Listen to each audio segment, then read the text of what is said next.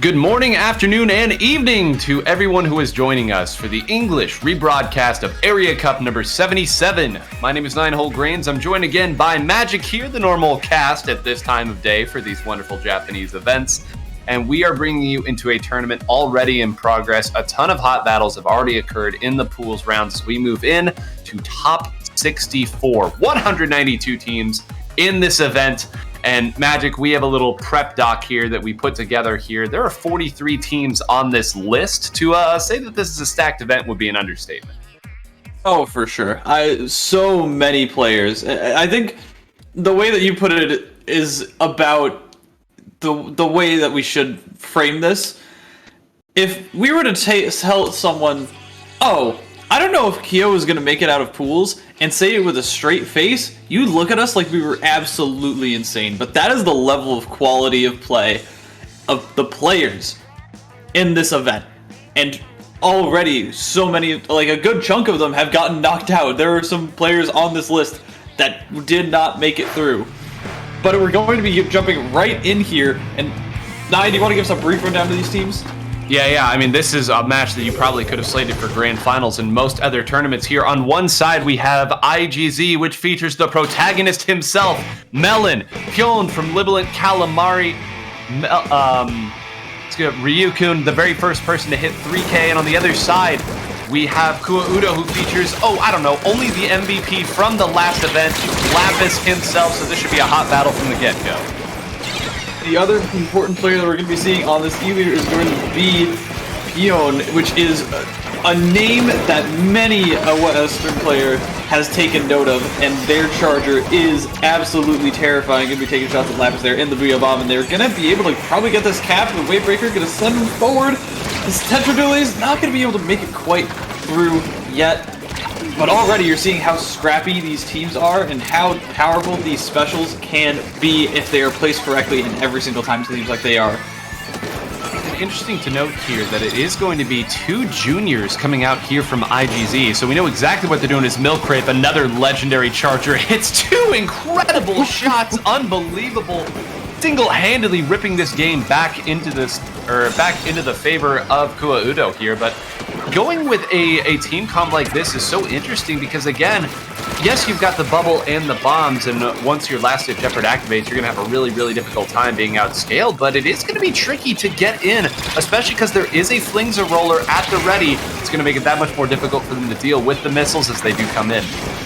That's much more of a traditional composition style from what we saw in things like Splatoon 2, whereas this double junior composition is just wild and interesting and so chaotic, but they can take up so much pressure and just stay there. The junior's a really good fighter in this game, and then having the Tetras be able to take that, to move up, take that space first, and then have the juniors hold it down is such an interesting strategy. As you see Melon over here gonna get solo missiled, gonna be able to take the lead for the time being, and gonna shark this one out, try and find it. Doji there is gonna be able to find it. And then immediately, as soon as things get hairy, pop that bubbler. And they've got the zone right back. Incredible here in this comp right now where everyone is talking, rightfully so, about how strong certain weapons like the E-Leader and the Sloshing Machine are. Japan from the very start has said, hey y'all, this junior might end up being a problem here. It's just so good at stabilizing these rough situations. Of course, we know that it can paint around, give itself a little room to operate. But then, like you said, shark out one and then start to snowball with the bubble. And I think a lot of people may not have thought of that as a snowball style of special when we first got into it. But of course, it certainly looks like that when the opponent is trying to push back into a cap zone as we have just 20 seconds left on the clock. They're going to have to try and find a way through here. Lapis is going to have the Booyah Bomb, which can shred through those bubblers. Instead, he's going to decide to use it to paint, but I believe that's Milk Rape going down on the side there. Two are able to go down. I think Lapis came in from the right side, is going to be able to shut things down for now and get the paint down, but these juniors are so important. Ryukun is being able to stand on top of that tower and just paint everywhere. Finally, the cap goes through as one more bubbler comes online for Ryukun and is going to get taken down. Finally, they've cleared out everyone that they need to, and Kua Udo can start moving up. Yeah, very efficient shots there by Lapis to close that in. You saw that whole operation, they were able to push in because two people had to dive in after the Tetra Dualies. But then on the other side, it took them a little too long, so the other members of Kuudo were able to spawn in. There was a scrap in a contested position. And now, hold on, that's another one down here. Nothing's going to come of that. Lapis once again in the position that you want your sloshing machine. Now, Milkrape also pushed up into a great position, trying to dance with Gillen. That is going to be one of the juniors going down here. With the Booyah Bomb, they have one avenue to push in. Ryukun manages to survive. Will Pion be able to hit a shot? They need to create a little space, and no, that's going to be both the juniors down, 3 down. And unbelievable with their backs to the wall, pushing in. Kuudo steals the very first game that we're seeing here between these two titans. That was so impressive. Now, okay. Back, when people watched that first few, the first Area Cup of Splatoon 3, Area Cup 78, there were some comments that people made that they were not impressed with the quality of the play. And I think that right there, we're starting to see it again. The special usage, online, coordinated, and like with a specific purpose to get things done. The team coordination, the collapse, that traditional collapse, that fast style of movement that we see from these teams. I think we're starting to see that again. That's what it looked like throughout the entirety of that match.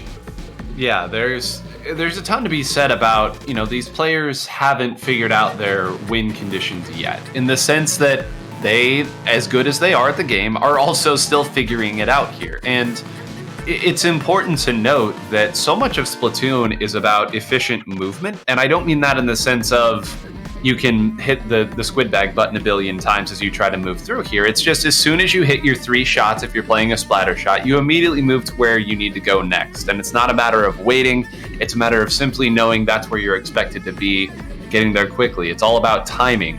You'd be amazed at what just taking an extra second to get to your position can mean in the grand scheme of things. And when you have all 4 players moving efficiently, that's what it looks like. And I think on a map like that, where people are playing weapons that they're comfortable with, even in Splatoon 2, and playing a map that we certainly were comfortable with in Splatoon 2, it's going to be of a higher quality. And I'm really just excited to see how quickly these players can start to develop some of that on these other maps. Exactly. Yeah, I'm super impressed already at just the jumps that we've seen today. I'm really curious if we're going to see stuff like that double junior composition anywhere else, or if it's just maybe an Inkblot thing. Because I know that it is really good on Inkblot specifically, how you can use the walls to create those smaller bubbles and use those as pivot points. And because they can't easily get into that bubble because it's so small, but it has the same health points, you just kind of have this insane shield around you that you can just shoot from. It's such a fascinating idea, but we'll have to see if it comes back for Mechamart. And one player that we really haven't gotten the chance to talk about here because of all the other great players that we've seen, Mashu is on Kuudo as well, and some of you are familiar with the old school Tetra Dualies players from Splatoon 2. Mashu, maybe the best Tetra Dualies player who did it, and certainly one of the most accoladed and accomplished. And on the other side, Kayataso, pretty good at the weapon as well. So for all of you Tetra Dualie players, this is your time to be watching here. And look at this, they're going to stick with Double Junior here. I mean, listen, Melon made this decision for himself, and if he's comfortable with it, I get it. But of all the weapons that I would want to see running at me that Melon can use, Junior would probably be one of the less intimidating. Right, exactly. But maybe they're just thinking the paint is important and the potential to throw bombs and space people out with that baby tank, as people have coined it, where it has 110% of the normal ink tank usage, is able to throw out a lot more bombs and use that range to its advantage. Setros are going to jump in here on the side of Kuudo as a scrap goes down as they're trying to take this zone for the first time, going to be able to get a lot of people down. But again, that bubble comes up and is just able to stall people out. Finally, Koji on the Tetras, able to move forward. And again, taking that space, so important, is going to be able to trade out. And not even trade out, that's going to be a full pick going down. It's going to be walking right into the base. Finally, the Tetra comes online. They're able to deal with the Ryukun coming on this left side. Maybe, just maybe, is able to get the space needed to take back the zone. Here comes the bubble online again. It's probably going to pop it. Yep. Yep, great, well done there. But you see now they're starting to figure it out here. This is the same thing that happened last time.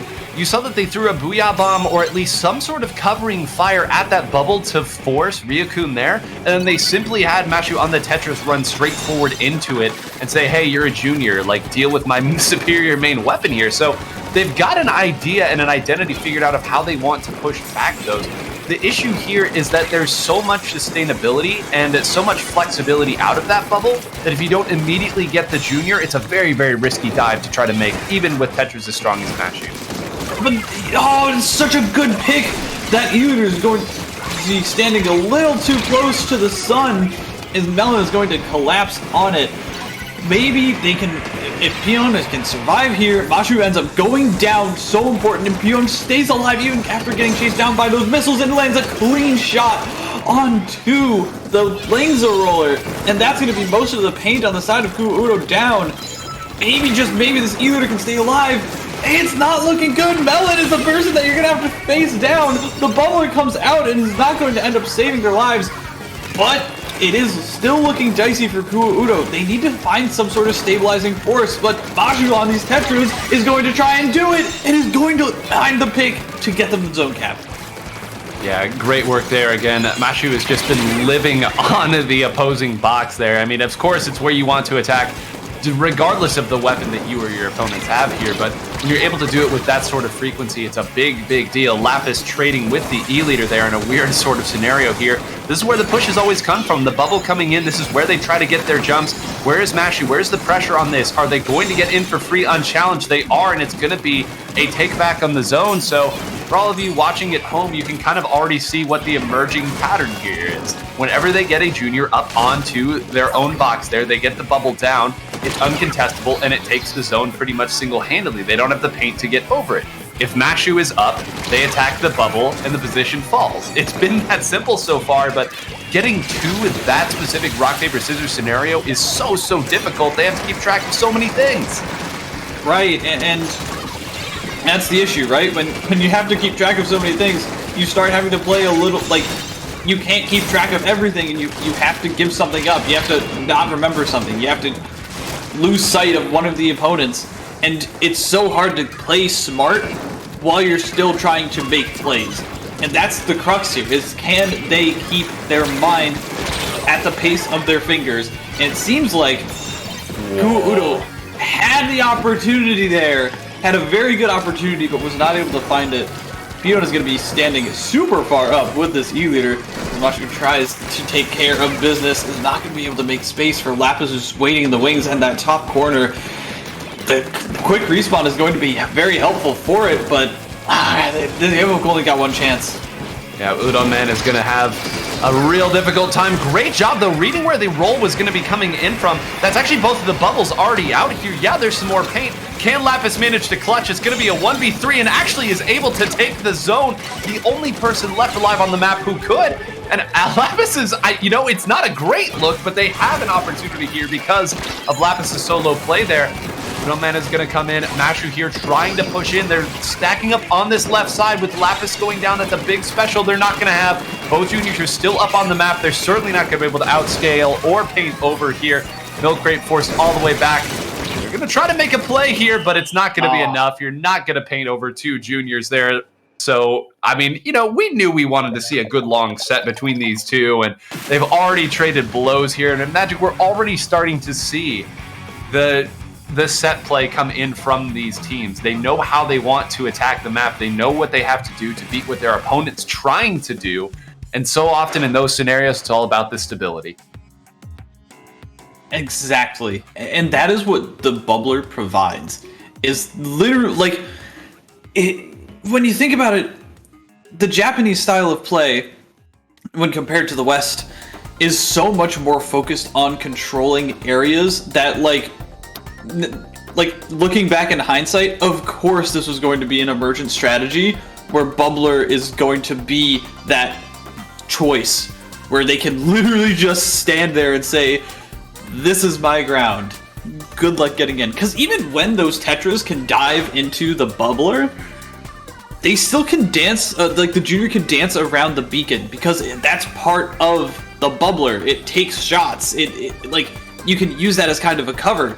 So even once like that quote-unquote win condition is met, there's still an execution test that can be played. And with these players like Ryukun and Melon, who are incredibly mechanically gifted, they can dance around it and probably win like half of those fights anyways.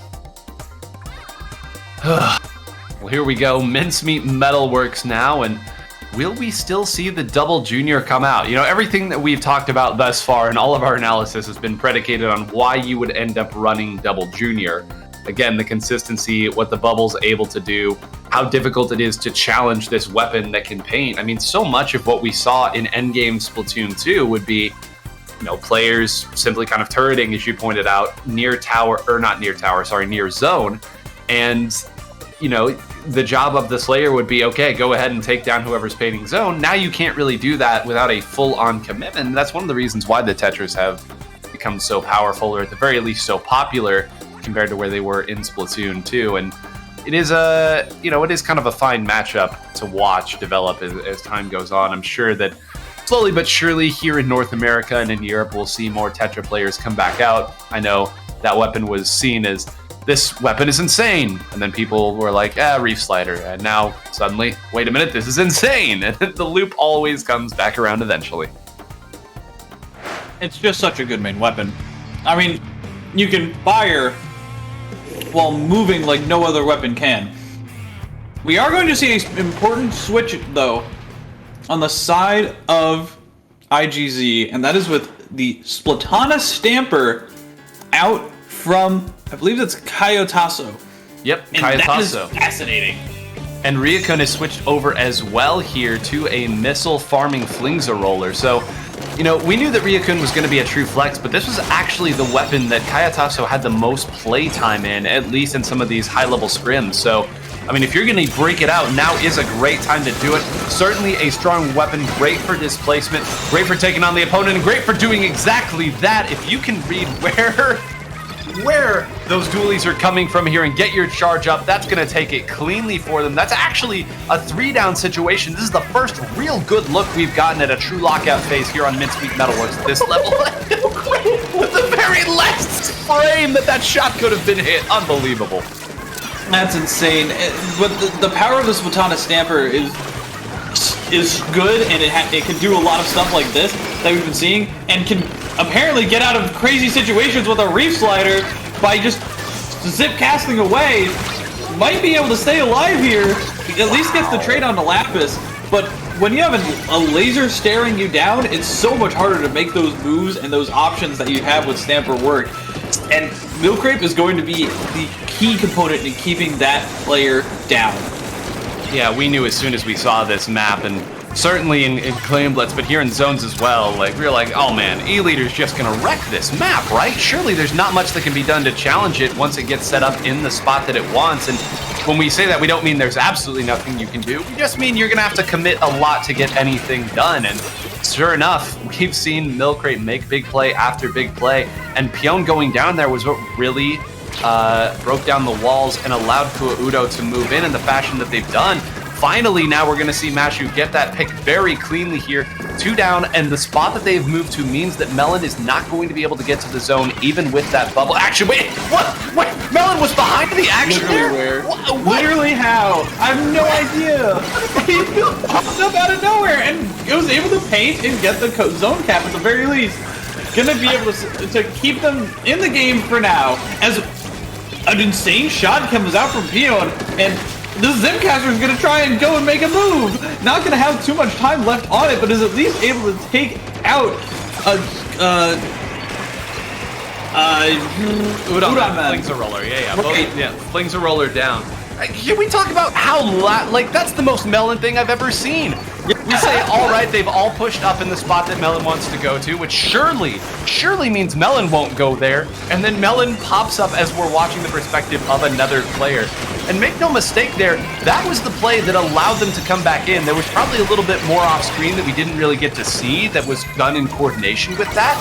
But not only did that take one member down, it actually ended up breaking the entire formation and allowed the rest of the chaos to come through. I know they didn't take the lead off of that play directly, but that was the play that got them back in this game. They were locked out, make no mistake about it. And again, Milcrypt just has to be lights out with these snipes to make sure that the zone can get capped and these players can stay back. Melon is going to just be dancing around, and unfortunately the protagonists cannot keep themselves alive for the time being. The zone wasn't capped until just then, with the missiles coming in with the shots from Milcrypt, and Lapis is going to be able to move up finally with Mashu and make sure that they can take this one home. They've got a minute left to do it, and even if the zone goes back and forth for a little while, I think that they're in a really good spot to keep this one down. Yep, you saw that Mashu went down. They're about to start scoring points as well. Gets Melon before the bubble can save the life. They're going to be able to move up there and use that if they so choose. But Kayataso has to sit back, has gotten sniped the last 2 times, and Mashu running straight forward with the main weapon again. Just a couple seconds away from starting to score the points and losing the lead. This is a razor's edge. These are such tiny penalties that they're going to have to work through. And again, you can see what both of these teams are trying to shoot for. It's just a matter of throwing wrenches in it. Oh, they've seen Melon. Now Melon fires back. Melon's going to go down here. Yes, I know that Mashu is down, but that was the mission, and mission was accomplished. Kayataso's going to have to come back to mid and create a stabilizing force. Ryukun with some timely missiles as well, campaigning for his life, and they've got it, and they've got all of their members up. They've got Melon in position. Going to be going down, a stabilizing force gone. They have the bubble. This is it. Can they paint the zone for long enough? He's not going to be able to put the bubbler up in time. Milcrypt hits an amazingly tight shot and is going to be able to paint the zone. They're going to take it. They're going to take the game from IGZ and take the set off of the slimmest of margins, off of the quickest of snipe shots, and are able to shut down the protagonist himself. Unbelievable. So many things in that last instance. The tightest of timings to hit that shot for sure. But even beyond that, you saw that Ryukun fired off those missiles and was trying to get back into another position to do something. And immediately they sensed that if Ryukun is moving back here, we get to push forward now. There is room to move forward, and already this is round 1 of top 64 and IGZ already out. I know that they were matched up against the winner from the last event. Like, yeah, there's all sorts of context that needs to be applied here, but this is unbelievable. This was a team that was pegged to win the entire event with, again, we say Melon is the protagonist, and it's because he makes plays happen that simply shouldn't. Ryukun, one of the most accomplished players to ever play this game, to say nothing for the other members of the team. And they're already out. They're gone. They ran against the Montrose team in round 1 of top 64, and they're gone. Like, these are legends. These are 3 of probably the most legendary players that the West knows on the Japanese side, and they're gone. In top 64. This is the first round. This is the first round of bracket.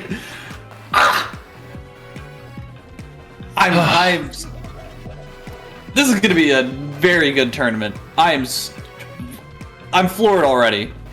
Well, looking ahead just a little bit here to the next round that Kua Udo will play here further on in the bracket, they will be up against Dreamers, which is Wami, Shuma, Hisho, and Nicola, which is another incredibly strong team. They got a good win in round 1 as well. But I want to look a little further even to the matchup that's coming after that. So the winner of that incredible set is going to be up against Sharp Eyes. And this was a team that I said, it was one of the many teams that I told you could be good, because again, there's like 40 of them.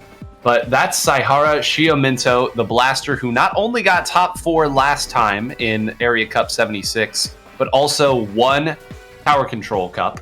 Kanzaki Ayame, the Tetradulies player, and Kuhaku, the Splatter Shot. So this is a team that essentially had a comp they liked to get top 4 in Area Cup.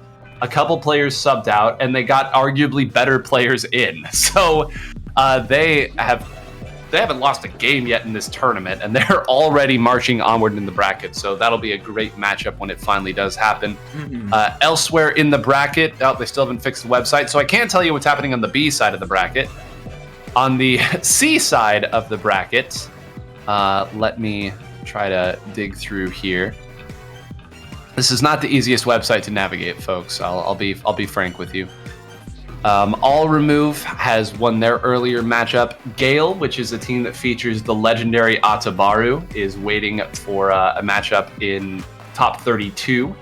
So let me just real quickly read off Gale's roster here. Ronsu, Atabaru, Granite, and Etna. So I know that's going to be a fan favorite team as they move on.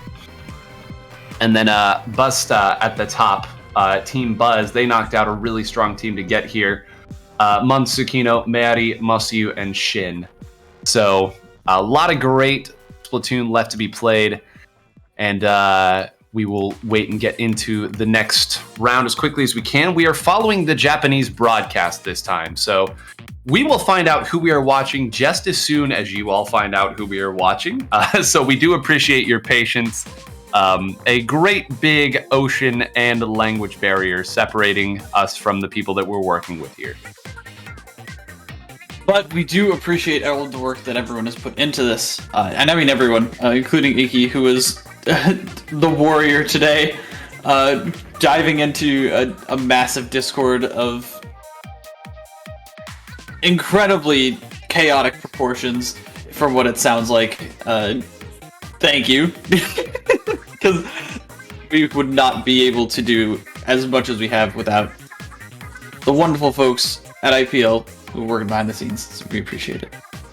We do have our matchup. It is Gale. Look at that. I said it long enough, and thank goodness it actually was what was up on screen. We've already talked about Gale's team, so let's talk about their opponent, Rainka. So that's going to be Dontaxo, Funa, Sui, and Raku. And Dontaxo, Sloshing Machine, Funa, a player that some of you might be familiar with, played in a number of the Splatoon World Championship events. A squeezer player who's kind of flexed around a little bit, but incredibly strong at that.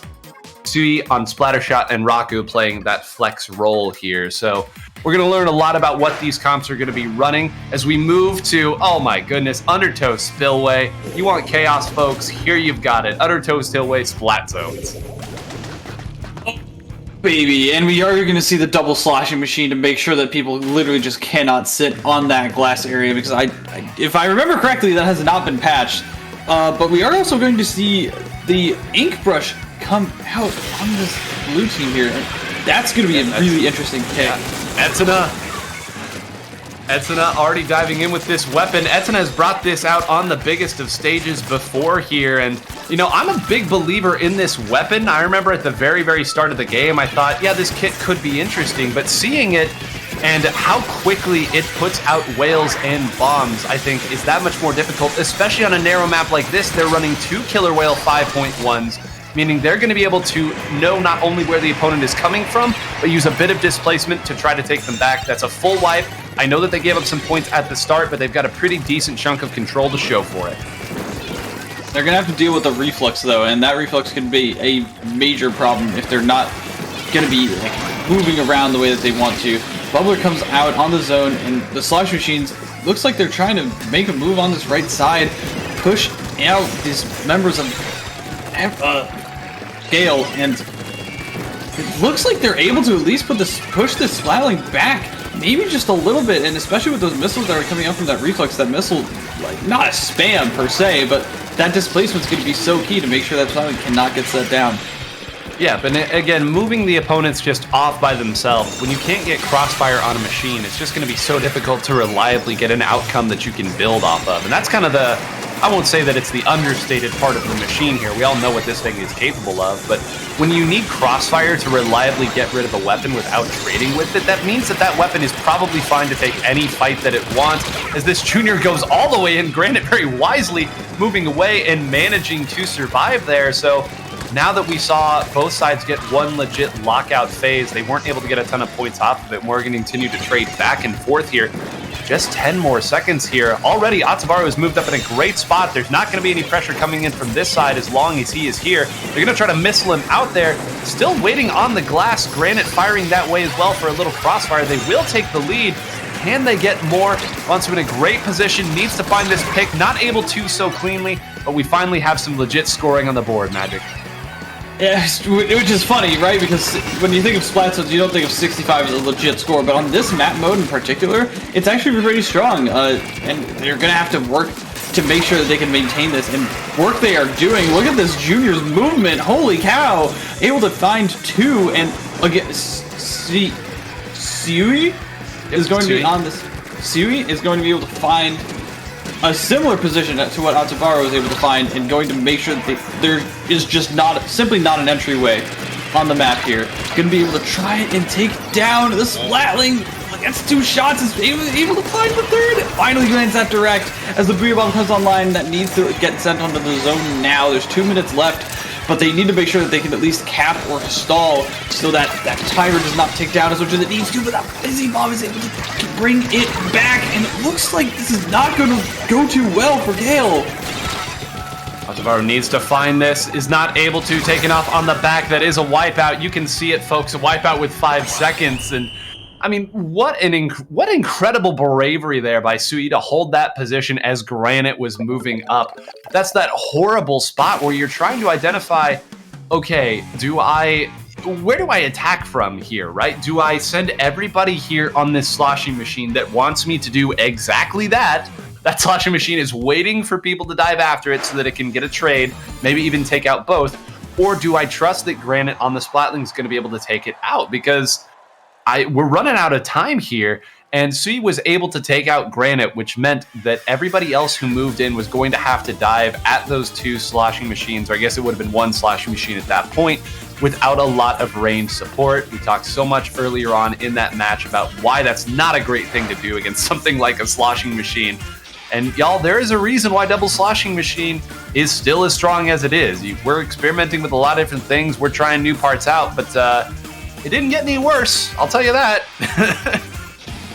No, and nothing has come through to make it worse, right? Like there's not been anything developed to the point where it's, oh, I can counter this. It's no, I've built up this strategy so that I might be able to compete with it and paint it out per se. And there were a couple of interesting compositions that came out of Tower Control, out of the TC Cup. But even then, it's not looking like it's anything groundbreaking. It's just kind of replacing the sloshing machine with a range blaster and then the same thing. Right, taking a look here, Hammerhead Bridge. People have called this so many different things. One thing that they haven't called it is fun to play. So we'll see what these teams have in store. We, of course, do have a couple missile users coming out here. And we are going to see Raku switch over. We have that E-leader back out here. No true backline, though. They've opted to simply push Granite over to use missiles, maybe a little bit more crossfire and a little bit more mobility. And against the slashing machine comp, I don't really blame them. No, exactly. They need that displacement. They need to make the slashing machines feel unsafe to push up. That's really the key here, is they need to just box them out. Because when they get their chance to move in, they will do it, and they will take that space efficiently. And you see it right here. They're going to try and move up with it. Not going to be able to land the shots, unfortunately. This is going to go into the other side's favor, but maybe Gale might be able to stick around here for a little bit. Atabaro maybe trying to work on this Gal. Finally ends up going down. And Larko is going to be able to hold the zone for a good amount of points. And the slashing machines has been removed here. No, still hasn't been removed. And, you know, this is the frustrating part about the comp that they're trying to run is, you know, the Killer Whale, double Killer Whale is really strong and difficult to deal with, only in the sense that if the opponent gives up too much space in the process, it's going to be difficult to deal with. If they move from one power position to another defendable position and don't give up that much space, they've still got a main weapon advantage in some sense. I know the comps are very, very similar right now, but, you know, again, all this displacement only works if you're able to get the proper follow-up from it. The opponent knows where you're trying to follow up from it, so they move somebody else over to deal with that. It's a very high-level exchange of offense and defense, even before any splats are actually exchanged. High level is right. See, Engine are trying to take out the slosh machine. It's going to be able to trade out at the very least. Finally, the zone looks like it might be able to get painted, but there's no LDE online yet, so they can't keep getting these shots out. They have to be very careful with how they're managing their ink. And Etsuda is able to find one by great return snipe. And this looks like it could be the opening that they need to get back into this map. The jumps are coming in. Sui trying to find their way out. Just getting trapped by this Booyah Bomb is not able to do so. And it looks like Rainko is going to be on the ropes for the time being. Maybe one pick, maybe a whale. This could be their last chance. Yeah, that was pretty much every special they had, but already 2 out. Did they already sneak somebody back there, or was it the missiles? It happened off screen, so we can't really say, but 2 pushing in, one of which is a roller, one of which is an E-leader. That's not a lot of painting power, and yep, with a little focused fire, even LDE can't get through that one. Gale with a great return punch there. A nice composition change. They took away their backline to go with a missile farming, flings a roller there, and I think that's the look that they need here. Speed. Right. Missiles just create those openings that are able to pick up the pace of the game, and that is exactly right. That's what they need. They need to constantly be moving something like an E-leader. They need to constantly be making sure those machines are kinda on the back foot. They're off their rhythm. And they were able to do so really cleanly. It's not particularly to the strength of missiles, but it's basically saying the displacement of missiles is able to create those potential off beats that they can use to make their moves. That was fascinating. I'm very curious to see what we're going to be seeing for this last pick on because I mean there's only 10 more maps that can be played. I'm not expecting to see something like Mahi, as fun as that would be. We're probably going to be seeing, like, I don't know why, we see a lot of Mincemeat. Yeah, I mean, I think that Mincemeat sort of plays the way that, I mean, if you have the charger in the lobby, or at least you're confident in it, you know that Mincemeat is always going to be on the table. And it certainly fits the way that a lot of these very like traditional Splat Zones comps want to play, where you've got a spot you set up your E-leader, you've got a spot that you push in your attacker from, and you've got a very understood nest spot that you can have your attackers dive into, or, you know, if you take that spot, then typically you push up. So it's one that's at least on paper pretty understood, and typically those are the ones that receive the most play early on. But Hagglefish Market here, the first map that most people saw on Splat Zones played at a high level, and for my money, maybe the best map in the entire game, if not the series. Yeah, no, people are agreeing with you. You see, Hagglefish is good everywhere. Hagglefish is probably the place that we want to go. Let's play some Hagglefish. It's very powerful for chargers. There are so many open sight lines. Like, this map is a scrap fest and a half, which is probably why people enjoy it. But if you have an E-leader, it's so much harder to move anywhere. So we're gonna have to see if they can take over the game on the side of Rainko, and I think that they can do it. Yep, well, I mean, we're going to put it to the test here, right? We've again gone with the no backline comp, instead going with missiles. So if there was ever a time for the E-leader to make its case, now would be the time. That's going to throw bombs around here again, try to move people around. It's the early score. Nobody's gone down quite yet. That's pretty much every weapon firing off its missile, and it's going to be the 52 gal that goes down first. So Rainko is going to have to find a stabilizing force here. This shot could do it, narrowly missing. They do know where the threat and flank is coming from, but this is where things get frustrating here. There are going to be so many specials coming out of this team comp that built it so much quicker. But that's going to be 3 down. This should be the zone going back the other way. Great job by Rainko, not falling victim. No, they don't. They really are able to hold their ground and make sure that there's no lockout that's coming through. Even though these missiles get fired off, there's not a lot of room to work around. But is that Raku going down? One of their main contenders is actually ends up not being able to do anything, and they've only got 20-some seconds left. If either needs to make its case, it needs to make its case now, especially with Edna just firing away and being up in everyone's face. Finally, the Borba comes out from Sui, and maybe Altabar is able to make a move here. They barely get the cap down after all of that cover fire is going to be laid down. Maybe they could get a couple more picks, but the missiles are online, and if they get a couple respawns and bring this one back, once again, Rainko's on the back foot. They need to make this hold consistent and long.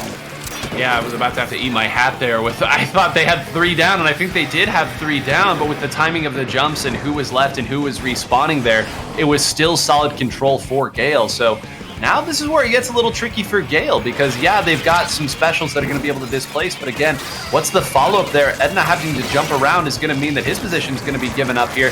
They throw enough specials at the zone to take it here, but I'm not yet convinced this is a full hold. They're going to give it back. She's going to be in a great position to make sure that there's no real points taken off that timer. A nice fight there as well. Etna going down, can't scurry around as much, and I mean, Magic, yeah, they gave up a few points here of penalty, but I'd say that's a solid hold. Yeah, that's all that you can ask for, right? Is they've got paint to work with, and they've got a timer to chew through at the very least that's getting beat down for right now, and they can bait people forward. It looks like that's what they're trying to do. Finally, the Booyah Bomb comes online, but Gale, they need to start getting these picks and finally able to come through. This flank position is going to be so nice for Sloshing Machine. It's going to be able to keep people back on the side of Ryanko, and Gale ends up taking the zone and is going to be taking a couple more names with it. The whale comes online, and I don't think that they're slowing down. No, they're going to try and go all the way up, even past Canopy. They're going to try and go up this ramp. They're going to try and challenge this gal. They get out with their lives. 9, this is a really strong hold. It is, well, yeah, I mean, the threat greater than the execution here. Ransu really probably had no intention of fully going in and sacrificing himself in that spot, but you have to make the opponent think that you're willing to do so. This is 2 specials coming in here, 3 full specials with the Booyah Bomb. We've been disconnected at the worst possible time here. I can't find a way to talk around this. That was the key moment, the climax of the match, and I hope that that wasn't the whole lobby breaking. I hope that we were the only ones who broke in that scenario. Because the JP stream is up. Magic, what are we seeing?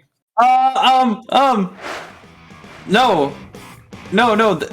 DC'd as well. Oh, boy. Oh, my. The climactic moment of Game 3 between 2 fantastic teams. And we will never know how that game was going to end. So... What happens? What happens? We need to scroll back and find Tic Tac's translation for the. Well, the so rules. no, I have the rule. I have the rules you do? here. Let me read it. So here's the disconnect rules. If it's in the lobby or before the match starts, please rehost and play on the same map with same weapons and same gear. If it's after the match starts, there will be no replays. If the host DCs, then it's a game loss. You can gentlemen's a replay if both teams agree. Oh. Now, I don't know who the host is, so that doesn't really help. Maybe, Inky, I don't know if you were able to tell when you were in the lobby who the host was. I don't know if you got any better view of it than we did, but... Let me look. I might be able to see... Yeah, I'm just back on the JP cast. I'm just mad refreshing the Terracotta stream right now, or the Terracotta feed. I think it was Ransu. I think Ransu was the host. I think it was Gale was the host.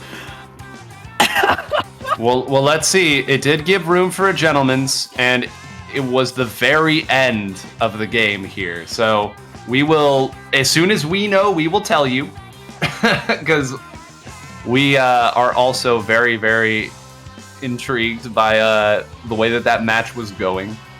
Again, 9 seconds left on the penalty, an additional, I guess 9 points rather would be more accurate. 9 points on the penalty, and then 9 more points to score. 3 specials out, but Charger had gotten back up on Canopy. The machine was also back on Canopy, so lots of things that could have happened there at the end. It was looking good for Gale, but yeah, we'll let you know when we find out. There's been nothing updated on the official bracket thus far.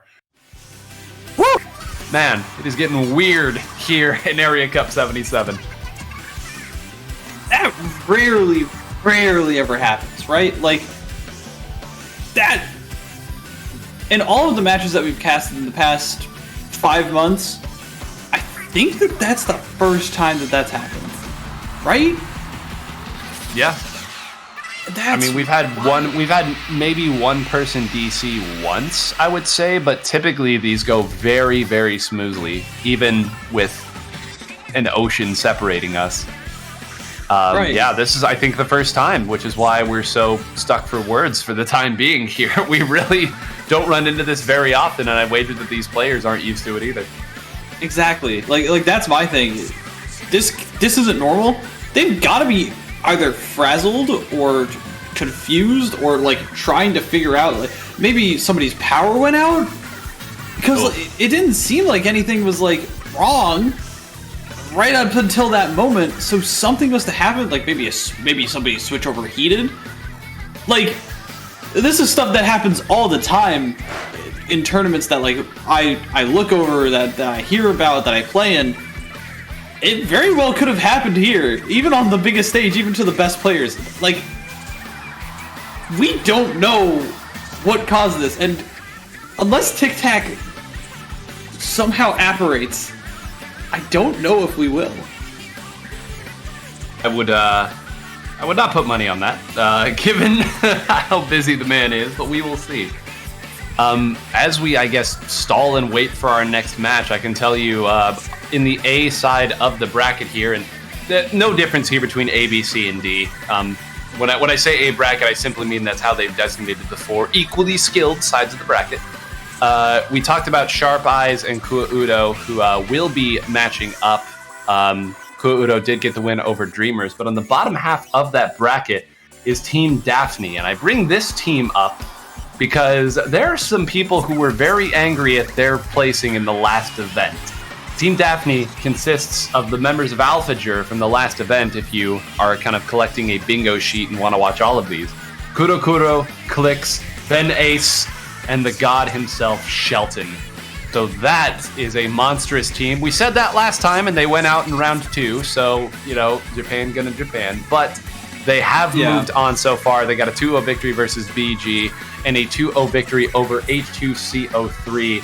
So they are steadily moving up. They're going to have a real monster that they're going to have to deal with at some point, but for the time being, looking pretty solid here as they try to get back to their familiar place, at least in top 8. Yeah, I can imagine they're fired up, especially because they ran into a bracket demon, right? In their Coin laundry. In their last one. Yeah, exactly. They only lost to the team that won it all. So, all things considered, I think that they want to show why their names should be respected and feared once again. And again, these are 4 players that, again, are legends to the Western side of everything. Yep. So, seeing them and seeing them do well and go far is fascinating, especially when like a bunch of other names haven't, right? And chaos. We are in the land of chaos. And beyond that too, it's one of the reasons why Area Cup is always so fascinating, and why winning an Area Cup holds such incredible prestige in a broad sense, because it's such a cutthroat format. Like, you have to win your pool to get out, so that's already pretty... That basically means if you lose a match in pools, you don't get out. That's almost always how it goes. There's some weird tiebreakers at times, but generally, you lose one match, you don't make it out. Then, you move into best of 3 against players who were all able to escape that buzzsaw that is pools, and then you're still playing best of 3 single elim. You just don't have time to make any major mistakes. We already know what it's like to play against these strong teams in splat zones, where sometimes it feels like if you get locked out once, that's it. They've got everything figured out, and you're left searching for answers. You can't even do that. So it's unbelievable, and it's why it's so fascinating. And frankly, I think it's a big contributing factor as to why these strong players come out to it and why these are their upsets, because they want to play against the best in the world on a razor's edge. It's, it doesn't get any more gripping. There's never more heat of the moment than when you have a format like this. And again, y'all, there's 77 of these. I don't need to tell you that that's a consistent and a popular tournament. Right, and that's such the coolest thing too, right? Is this format is the most brutal format, period. It's unforgiving. It is literally a buzzsaw. Like, instead of drowning in pools, like the common Smash term, it's more like Russian roulette. What bullet are you? You're gonna have to fire this gun. What bullet are you gonna? Who's gonna bite the bullet? Who's not gonna bite the bullet? It's awesome, and especially when it's best of 3, only best of 3. Your heart has to be pounding the entire time you're playing. That's gotta be best.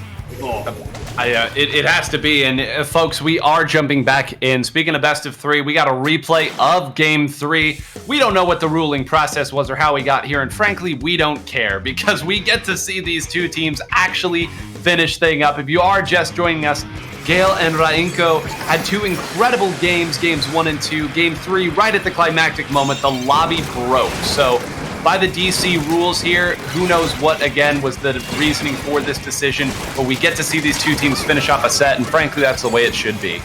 That's the way it will be, and you're going to say some darn good Splatoon. As we see, the members of, I believe that is Rainko, going again to get the lead and try and make sure that this time they're in the good position to make things happen. The whales come out, the missiles come out, and they're going to displace everyone and try and find the A-meter that was a little too far up and is going to have to jump back. Yeah, all the while, though, nobody went down to those displacement specials. They moved up a little bit, and Otsubaru cleanly gets those 2 shots. That was very dangerous, but now with Otsubaru moving up, they should have at least 1 shooter on the zone. But Etzina went down in the process of that. All the while, they're going to have to deal with this one. That's another shot going down. Magic, they've got maybe 1 more opportunity to push in. If anybody goes down here, it could be game. Got 1 whale and maybe some missiles online, and that's going to be about it. As Etzina comes in from the side flank, he's going to try and tear this one down.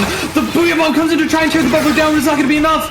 They didn't get enough paint down in the zone, and it's going to be Rainko going to take the set in dominant fashion in this last game, even after they were on the back ropes for the last game. That was so crazy. They kept going. That selection machine just did not let up. And you would have to watch both of those games back right next to each other in order to diagnose where the moments were. But when you have 2 teams that are of this level, it's not uncommon to see that exact thing happen, where you have 2 games with the same players on the same map, the same comp, the same gear, go in drastically different ways. And it's one of the reasons why some people look at a tournament like Area Cup and say it's not who's best, it's who was best that day and who was best that match and who was able to execute best and make the most of those interactions. And at the very end there, Etzina going around the backside to try and take zone to try to break it up. That was the only play that was really available, but Rainko was already... They'd kind of, I don't know if it's that they'd anticipated it here or if they just knew, hey, someone's going to attack us eventually. Let's throw out the bubbler preemptively so that we can keep painting. You mentioned that they had to throw the Booyah Bomb to try to shred it in conjunction with Etzina moving in, but all the while, the members who needed to keep firing at zone were able to do so. They held it through, and by the skin of their teeth, they will be moving onward in this bracket. And my, oh my, that is another team of killers already gone. They had the right idea too, right? Where, they probably saw the amount of big bubblers that have been coming out in these sets in sort of the emerging strategy, and they decided to come up with a counter with whale. 2 whales that can cut through bubblers and force people out of that shield, out of that Thunderdome, as well as missiles and Booyah to tear down the bubbles when they come online. But it didn't end up going exactly the way that they wanted to, and it probably is just a matter of execution, because, again, they were the ones that were winning the game the first time, and they did win a game during that set, but just a couple of misplays, and that's all that it takes for the strength of the members of Rainko to just dominate. I mean, Funa went absolutely crazy. Right? Like, I think that's a player that we didn't highlight enough during that set, which was unfortunate, but Funa is insane. Yeah, I mean, the play speaks for itself, and Rainko will be moving on to play against 3 primary colors, which, Magic, I knew there was one I was going to miss. This always happens. I listed out 43 teams. 43 teams in this friggin' tournament. And Three Primary Colors was not one of the teams that I listed as a team to watch out for. Unless there's, there could always be some sort of mistranslation here where I translated as one thing, copied the wrong kanji. It's entirely possible. But they will be moving into what I believe is now top 16, because there'd be 4 times 4. So yeah, that is top 16. So that is who Rainko will be facing as they move deeper and deeper into the bracket. I'm trying to see if I can identify who Three Primary Colors beat. So they beat Team No Walks, which is Umild, Mushikingu, Dynamoko, and Shimasaba Gatsuchi. So some players that some of you watching at home might not be familiar with. I know Umild is one that comes up a lot, but again, incredible stuff. And oh man, I recognize that kanji anywhere. This is Suryu's team, Magic. We get to watch the man who has taken so much money from us. Oh, pain. My heart died a little bit inside when you said that, but you gotta respect the game, right? Game recognizes game. So game recognizes game. For a reason. They are. Game recognizes game, and this is a man who has won a lot of them. So should be said here, Heiho Escort Army, a great name by any measure, is who we're going to be watching here. We've got Sanduichi, which is sandwich, for those of you who are familiar with katakana. Suryu, Momo, and Grand here on Heiho Escort Army. I'm still waiting to see. Our bracket hasn't fully updated to see who they're going to be playing against, but I believe if this is accurate, this should be the last matchup that we have in top 32. I believe every other bracket that has been running is already moving on. So, Magic, talk a little bit about Heiho Escort Army here. I know, obviously, Suryu, the big name here, but Momo, one of the better sloshing machine players as well. I'm going to take a quick dive here and see if I can identify who's made it further on in some of the other brackets. You're exactly right. I mean, these are... we could talk all day about Suryu. And I would. I'm not going to, but I would. But you're right. Momo is a player that has made a lot of deep runs, like as a number of these players have.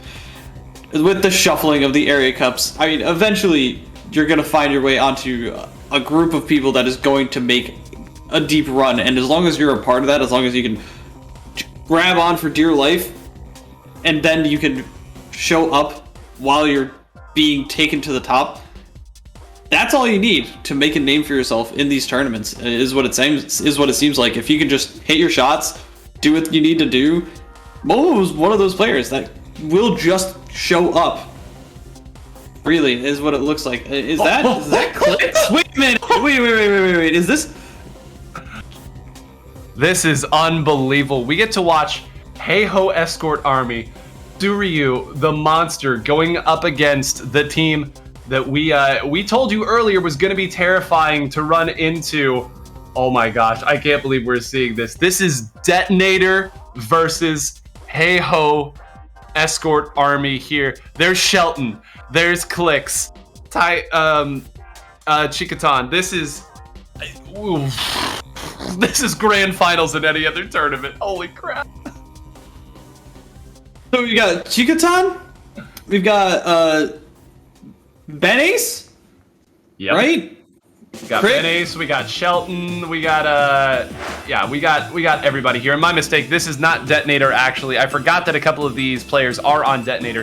This is Daphne. So this is Chikotan, Kurokuro, Clicks, Shelton, and Ben-Ace. I mean, it doesn't get much more accoladed than those players here. But on the other side, Heiho Escort Army, you've got deep runs all over, and the man who refined flanking so that people saw nightmares for months. And we're starting on Hammerhead Bridge. Oh my goodness, folks. If this isn't what you came to Area Cup to see, I mean, I don't know what you're here for, frankly. We're on Hammerhead 2, and we've got a Charger that might just absolutely dominate this game in Chikotan. I'm so excited to see this, but we're gonna have to see if Suryu and Sandwich can actually make a good stand here on those rollers, on these flanking weapons, to try and just disrupt that coordination. This is top 16, you said? This is top 16. Folks, Area Cup. We've got machines for days right now. We have on one side the composition that won the last Area Cup. They probably figured, yeah, we're not going to lose to this again. On the other side, Suryu, of course, bringing out those dually squelchers. It's his main weapon. He ain't changing off until the weapon gets removed from the game.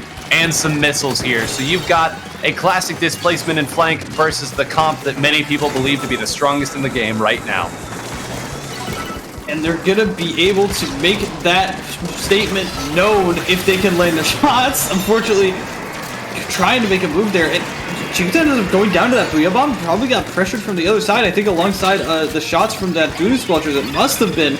Otherwise, that would have been. That's just a completely uncharacteristic misplay. Trying to make a move here is through, but maybe not able to find the way forward.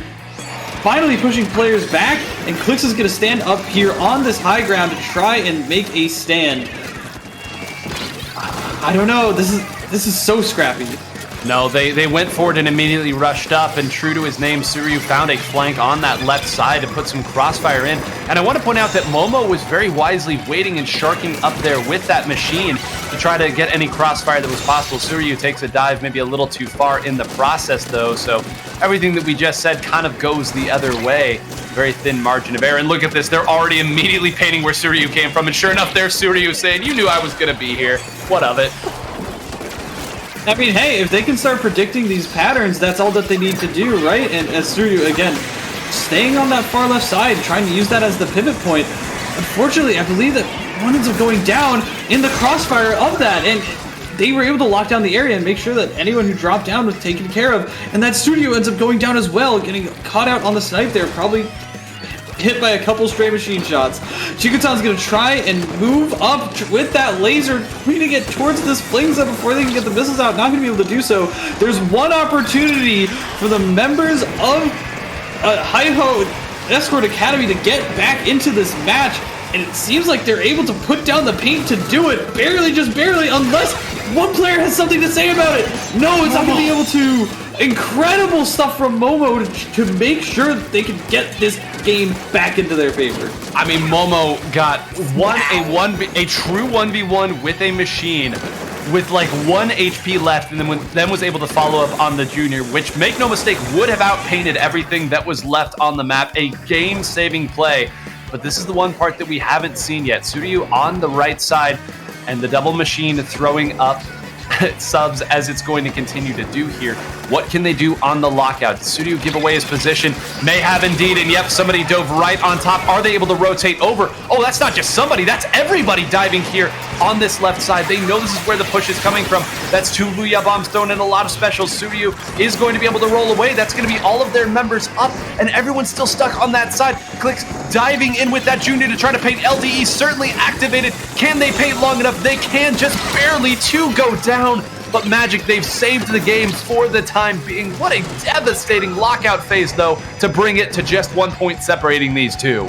Oh, they had a grand stand in that zone to try and just keep everything painted, just huddling around that big bubbler, making sure that they could just put out every single shot that they could. The Booyah Bomb is coming online. They need to shred this Booyah armor now, and it seems like they're able to. They're going to shove away that sloshing machine for the time being, but can they continue to collapse on the position?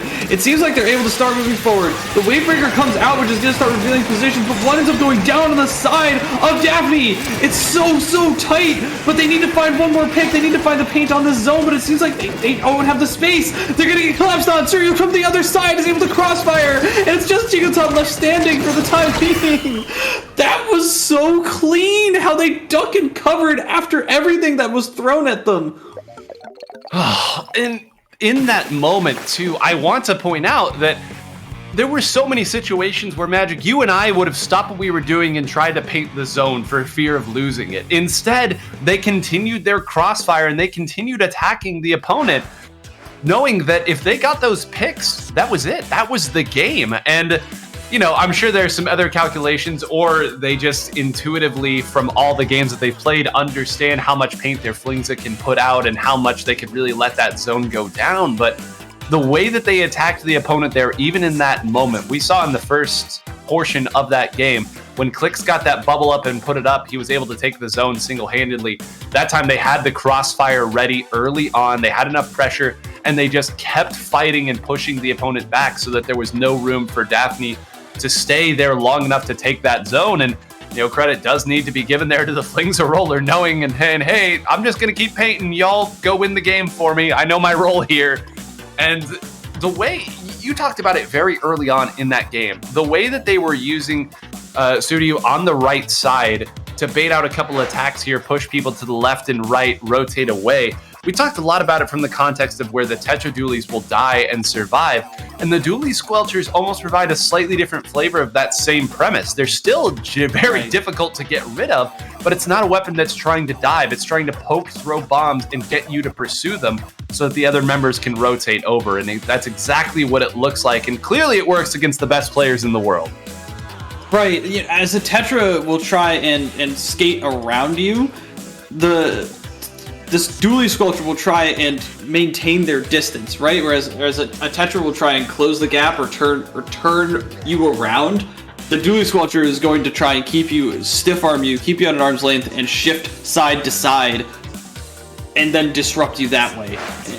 And especially with the Splat Bomb, with the Wave Breaker, they can do that very easily and make sure that you are constantly having to keep track of everything. And like I said earlier, it's not about who's the smartest player. It's about who's playing smarter and keeping track of every single possible thing, and then analyzing it and making the right call, while also making sure hit every single shot that they need to. And if Suryu can do that and continue to just change the pace of the game with that stimuli, with that constant poke and pressure, it's going to be a very easy win. But Daphne is not to be underestimated. No, I mean, everything that we've said, all the accolades that we can give, you'd have to give to this team. Clix now switching over. Oh my good God, I puked in my mouth a little bit. This is unbelievable. 5 out of 8 weapons are sloshing machines. Everything that we just said about Suryu going with those tried and true Dualie Squelchers here. Apparently, a friendship and a love can be broken quite easily when you have 70 damage on your direct and 35 damage on your indirect alongside LDE bomb. So, folks, this is going to be pandemonium. I'm not going to glossy this up here. We're going to be looking for interactions. We're going to be looking for how they respond and how these fights go, but it's machines. We're not going to be able to tell you anything new. I'm curious to see if one of these machines is going to be like devoted to spamming fizzies. I know all of them are doing it right now, which I love this video game. I really do. We're able to dive forward and catch one out early on. Trying to make this move here. This Inkzuka is online with Object Shredder, though, is what I noticed. And I think it's specifically a counter for these Booyah Bombs. They can break the armor in one Zuka shot if the timing is right.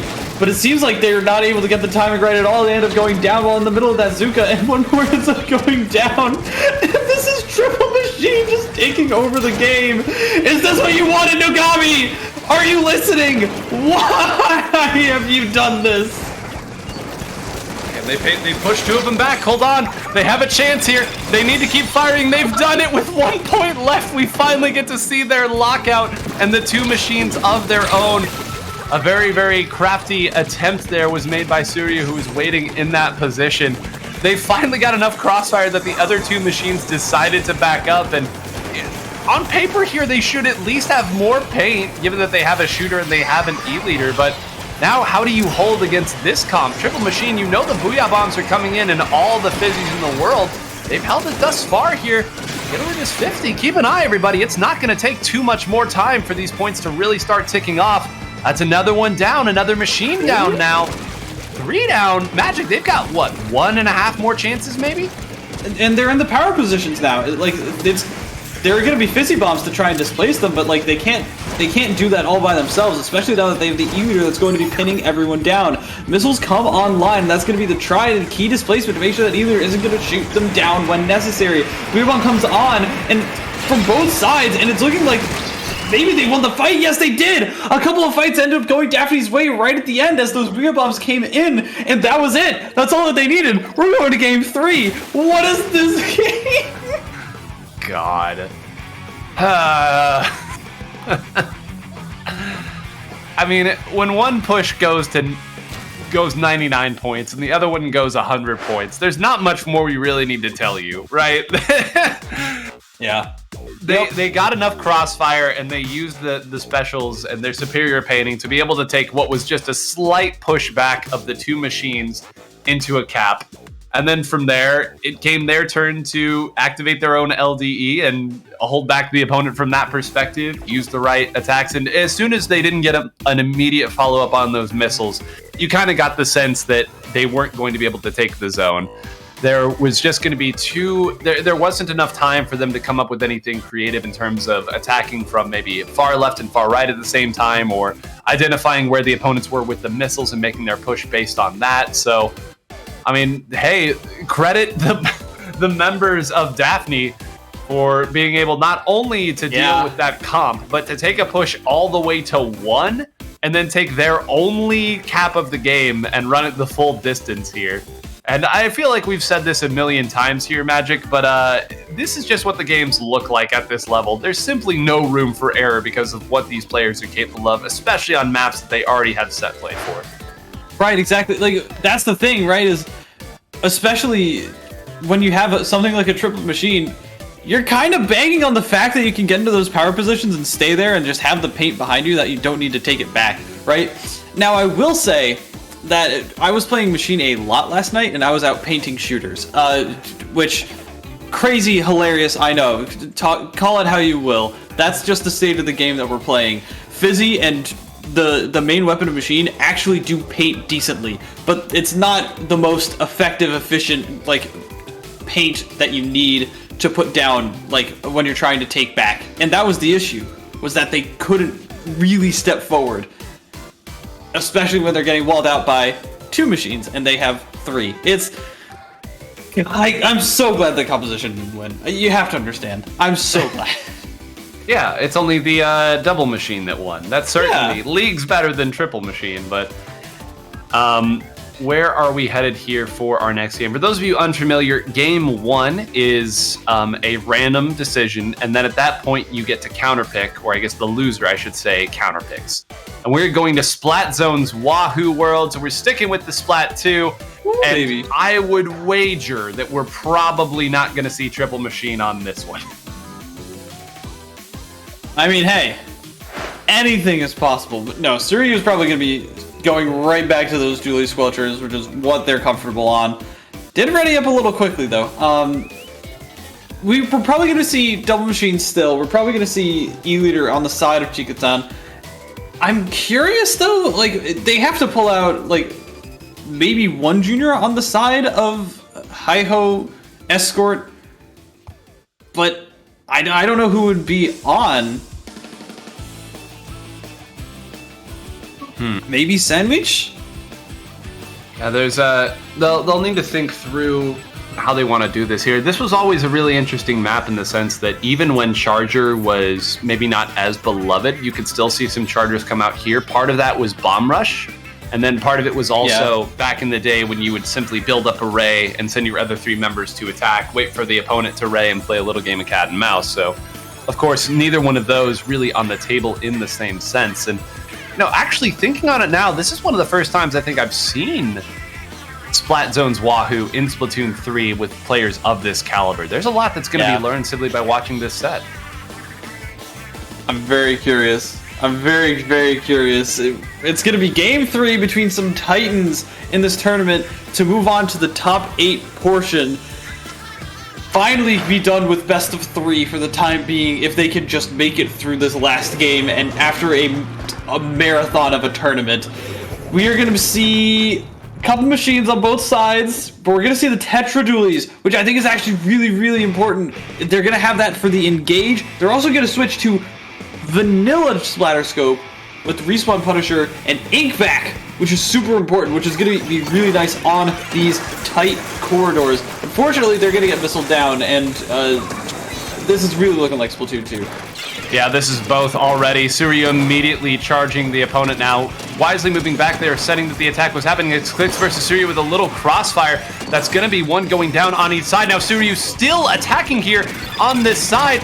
And barely getting that shot is Benza, in that could have gotten really bad. Now Momo's going to attack as well, and they're going to take the zone off of that. I need to reiterate to you all at home how close that was to absolute disaster.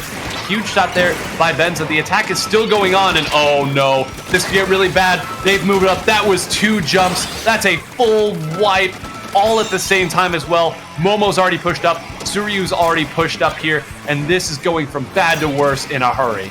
They not have comms? Like, they never should have jumped there, right? Like, if you're in that position, you see that someone is literally behind your charger, and you jump in there. I don't know what was going through their heads. Maybe they really trusted Gigaton there, but for the time being, they're gonna have to just take things slow, try and use their specials to get Rake back in. The Tetra's going down is gonna be up in a few seconds anyways. They need to take out Suryu, and they do, and they have the ink back at the ready. They have the members ready. Even though the shark goes down, they're able to trade it out. They could find their way back to the zone here, but no, it's one more left alive, and it's just Gigaton with the ink back. It's gonna get taken down. Clix jumps in again. He needs to find something. He's not gonna find anything. They need to get to the zone now. Unfortunately, Daphne is gonna go down to Hi-Ho. The Hey-Ho Escort Army. Unbelievable how quickly that game turned off the very, very beginning, where one of their machines went down. We didn't see it. It happened off screen. And then immediately Suryu made a dive at Chicoton, pushed them all the way back, rotated around a little bit, went after one of the machines, backed up, went all the way around on the far left side to continue to attack them. And then as soon as Suryu went down, Momo went and took the spot, got that devastating triple that we talked about where the 2 jumps came in there. At that point, they had everybody up with enough room, with enough map control, and in the power positions that was apparently that whole map seemed like it was a power position.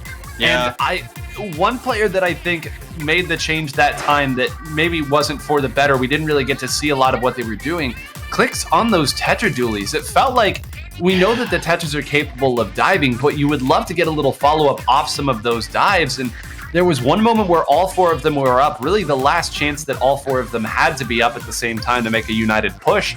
And Clix was way, way off in the distance. And, you know, to a certain extent, I get that. You want to try to create some chaos and force some of the members to come back to artificially buy yourself some space. But if that doesn't happen very, very quickly, there's got to be a timer in your head. And you know, that's what it looks like. And in fairness, you know, most of us, Clix dives on us, we don't win that engagement. And this whole conversation never happens. But when it doesn't go your way, that's what it looks like. The 2 machines and Chicoton left to fight seemingly an entire army with no paint and no resources. Right, that was the other thing. You know, it seemed like they just didn't have a good foundation set up. They really wanted to go for high speed, quick engagements, like turn you around. But Tetras might win that matchup if it's not the best players in the world. Like, Machine can still just kite you back. And especially with the missiles, with the flings, especially sharking you out, it seemed like Clix was just constantly just jumping in, trying to find something, going forward. And yeah, like, this happens even with a lot of Tetra players, like in mid to high level in the West. They just go forward. They just keep going forward. They keep trying to pull people away. But eventually that strategy just won't work out, especially when the resources are already being spread so thin by Suryu, who has the most creative flank play in the world that I think I've seen. And I don't know. I don't agree with that pick. I don't think it was the right call.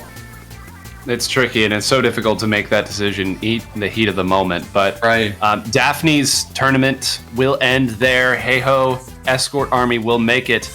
Their reward after 2-0ing, or I guess 2-1ing that dominating opponent, is that they get to go up against Kua Udo, who we saw in our first game has made the run of legends here, beating IGS, then beating Wish, which was another team, Dreamers, that we noted earlier as an incredibly strong team, and then beat Sharp Eyes, a essentially top 4 team from the last event. So Lapis looking to make it 2 in a row. That does not happen very often. Meanwhile, on other portions of the bracket, again, I don't have the B bracket in front of me. We do have the C bracket here. Blast, another very, very strong team here. looking through to try to identify their roster, because I know I have it here. They are up against Ochapa, Rasku, Matcha, Takechi, and Cha Cha. And yes, it is that Cha Cha. They beat Wish earlier that I mentioned. They were the ones who got through Wish, and then they beat the dominant duo of Odinex and Azu on their roster, or on their run up here. They beat them 2-0. So they will now be up against Blast, and I swear I have the roster right here. Niniku, No Risk, Kadanani Peace, and Fu. So again, you've made an incredible run beating some of the best in the world, and your new task is to do it again, but do it better this time. Meanwhile, on the other side of the bracket, it is going to be 3 primary colors. Once again, a team that I did not take notes on, beating Rainko, and they will be up against Team Botoru, so Team Bottle, another team that I didn't put down any notes on. So, yep, this is Area Cup, all right. Top 8 starting to get filled. Holy cow. This tournament has so many dark horses, so many, like, I don't know if I'd slate them as upsets, but just kind of out of nowhere contenders. And the stunning part of it is too, or maybe not stunning so much as it is just a, like, you look at it and then you look at their profiles and you're like, oh yeah, of course, this makes perfect sense. This is a team of 2900s. They just hadn't put it together in one tournament, and maybe this is their tournament. Like, again, the breadth, I need to drive home for everybody, the breadth and level of skill that the Japanese scene has on a deeper level, because again, no tournament is safe, to pull out like a generic phrase here, but it's why these players are able to go as far as they are. It's a positive feedback loop of they've got lots of really good players, so that creates lots and lots of really good players. And it's just incredible to see when you have this sort of format, what it brings out. And again, we don't yet know who is on the B side of the bracket moving forward here. There are so many crazy teams we haven't even gotten to tell you about yet. Ramen Tabetai, which has Pineapple, Yamamichi, Nepi, and Dynamon. We didn't get to talk at all about them because I believe they're on that side of the bracket. And Honeycomb Boom, I know, is over on that side. Fluffy Cinnamon. Actually, I believe Fluffy Cinnamon is already out, but that was another strong team. Tank, the team that got second place last time, they're still trying to make their run for the time being, I presume, because, I mean, that is one name I would recognize on any of these. So there's still so many great players that we haven't gotten to watch yet. And again, I entreat and beseech everybody watching here, please, I know the language barrier is difficult, but try to consume as much Japanese Splatoon as you can, because this is what we in North America and Europe hope to eventually reach, where we have not only 192 teams signing up for our tournament, but where we can't look at a tournament and accurately predict even its top 16. Do I say the line? I think I'm going to say it. What did Bobby Scar say? There's so much more Melee to be played. Oh, I thought it was, did he just walk up slowly and and bubble, but I guess that's a different quote. My bad, Scar. My bad. But that's what it feels like. It feels like every time we turn around, we never know exactly what's going to happen. We don't know exactly which way things are going to turn. And the game keeps evolving and moving on and having new storylines, and the spirit of the game continues ad infinitum. There's so much more Splatoon to be played, and this is the tournament that encapsulates that for me. Every time you look at it, it's just, oh wow, this is crazy. Oh wow, that's exactly how I feel as I see these results. And you know, it's so rare too that you get to see a game and series that you love so deeply be built in front of your eyes. And I know it's kind of a half and half, because we're playing with a lot of the same maps, and in a broad sense, the game didn't change super drastically, right? We've got our squid rolls here, but the fundamentals of how the game is played haven't changed drastically from Splatoon 2. But we still get to see people build out these things like the power position, the set play, building out their efficiency of how they want to attack. To even use that last set as a case study, I mean, it is jarring and stunning to see how quickly Suryu got up to the second level to attack. And it's one thing to say, oh yeah, we know he's going to make a dive at, once the position collapses, he's going to make a dive and try to fully clean that up. But again, for that to happen as quickly as it did, we were on the perspective of Chikotan. One machine went down. That was it. That was all it took. One machine goes down. We see from Chikotan's perspective firing over at somebody, and then immediately he turned. I didn't even know what he was looking at, and it's because Suryu was already up there that fast. Got from a fight with the machine and immediately attacked. And it's that sort of comfort and speed and understanding where you know where you need to be, you know what your weapon is good at. You just have to be able to have the confidence and the execution on top of that. And when you get 8 players who are capable of that, that's the kind of level that it's played at. And I think the frustrating thing is it's not easy to pick up on that, certainly not in game, but even after the fact, you're saying, well, yeah, they just did all the things I thought that they would do. They just did it really well. And, you know, to a certain extent, you have to be like, yeah, yep. That, I mean, there's not some grand universal truth to all of this. If you know what works for your weapon and you know how you need to attack and move up as a team, and you simply execute that consistently over time and hit the shots you need to, this is what it can look like. And there's some beauty in the simplicity of it, I would argue. When I watch a lot of like high-level Valorant tournaments, it all comes down to who clicks on their head, right? Who lands the first headshot? That's what it comes down to. At the end of the day, the fundamentals are still the fundamentals, and they will guide you to the path of glory. For any up-and-coming Splatoon players, stick to your fundies. They are your best friend, and they will never leave you. It's just who can land the shots. At the end of the day, it's who can land the shots. After dealing with everything, who can land the shots. And thank goodness I'm just now seeing your point to the B side of the bracket here, so we do get to see finally. Looks like oh my gosh, is this hold on, TWG, I know I noted this down. I'm trying to also read the katakana on the top side.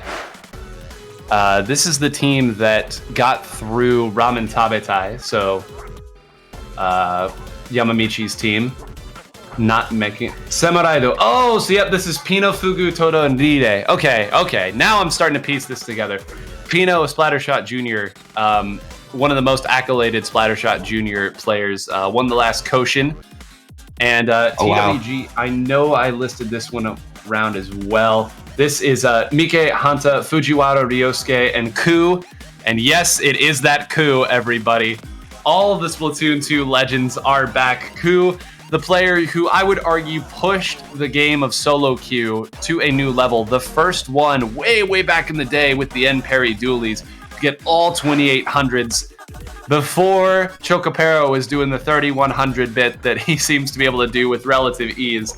It was Yamamichi and Ku going back and forth. That would have been a great matchup to see, but I will not complain at all about Samurai-do punching their ticket this far. And that's crazy.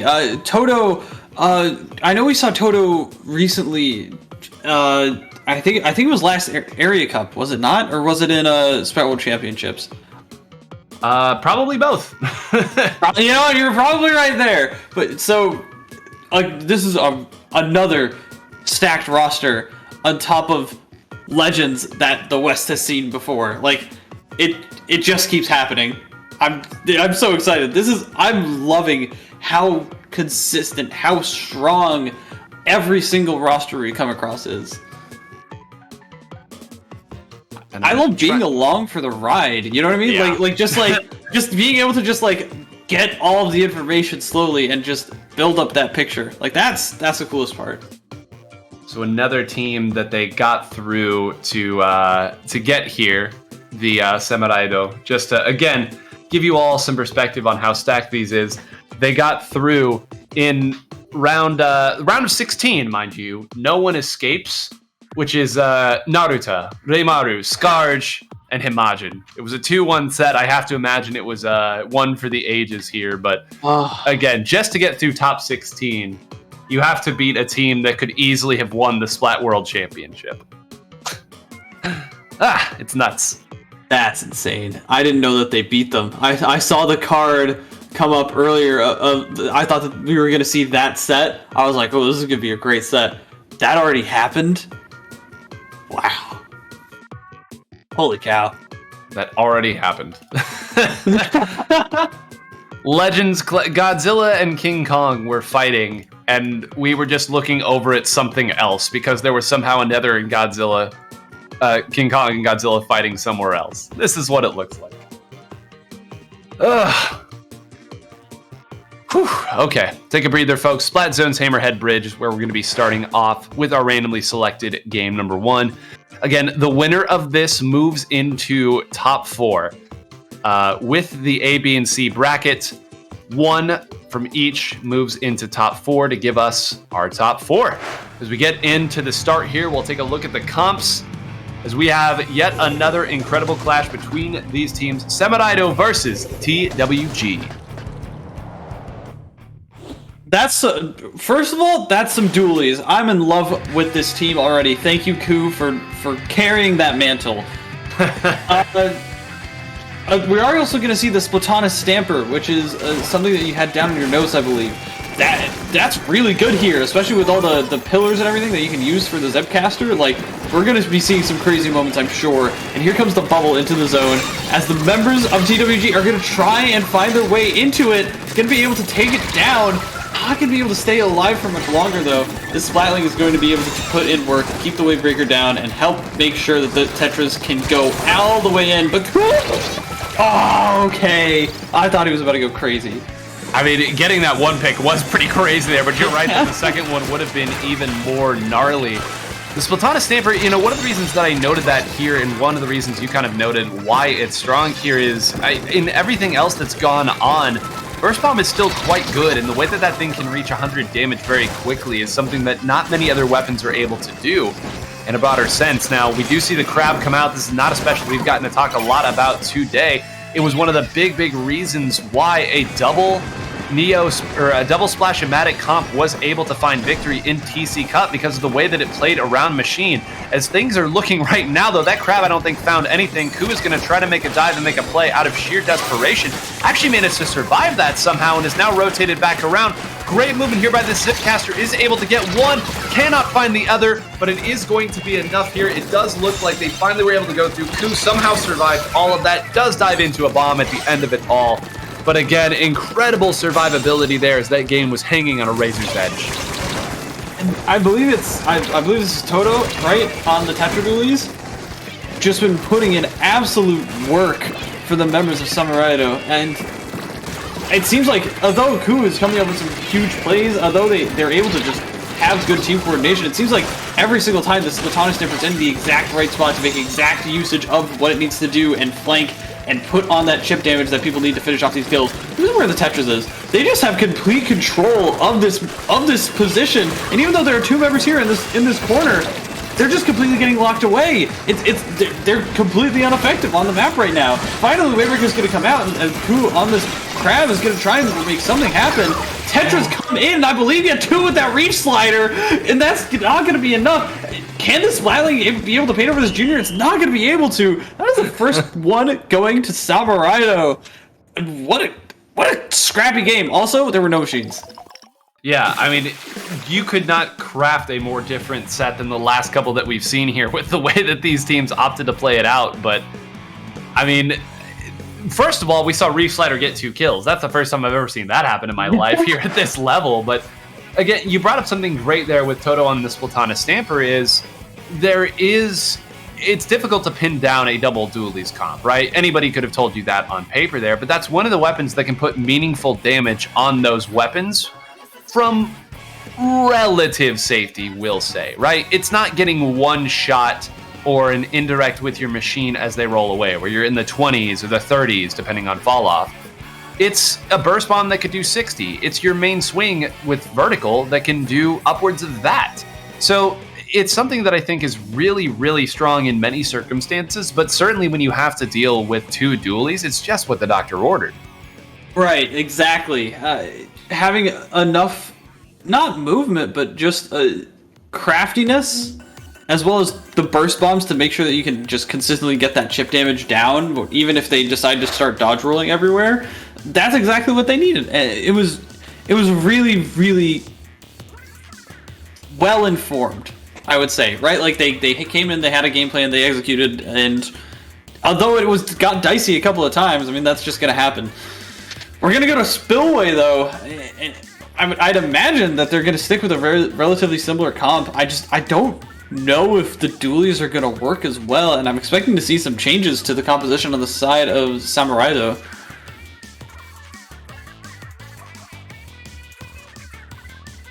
I don't know, are we gonna see machines? I would imagine that we're gonna be seeing some machines. Right? Like, I feel like we have to. Right? Right? There's no way that we don't.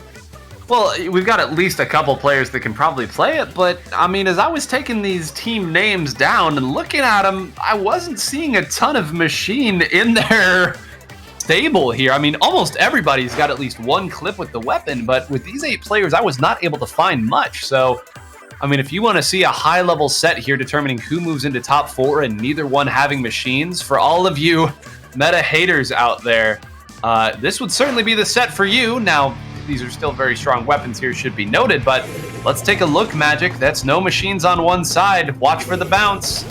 No machines at all, and in fact, an arrow spray, the culinary opposite of the machine. So we got some info from Inky. Samuraido is the Japanese name translation for the Reef Slider.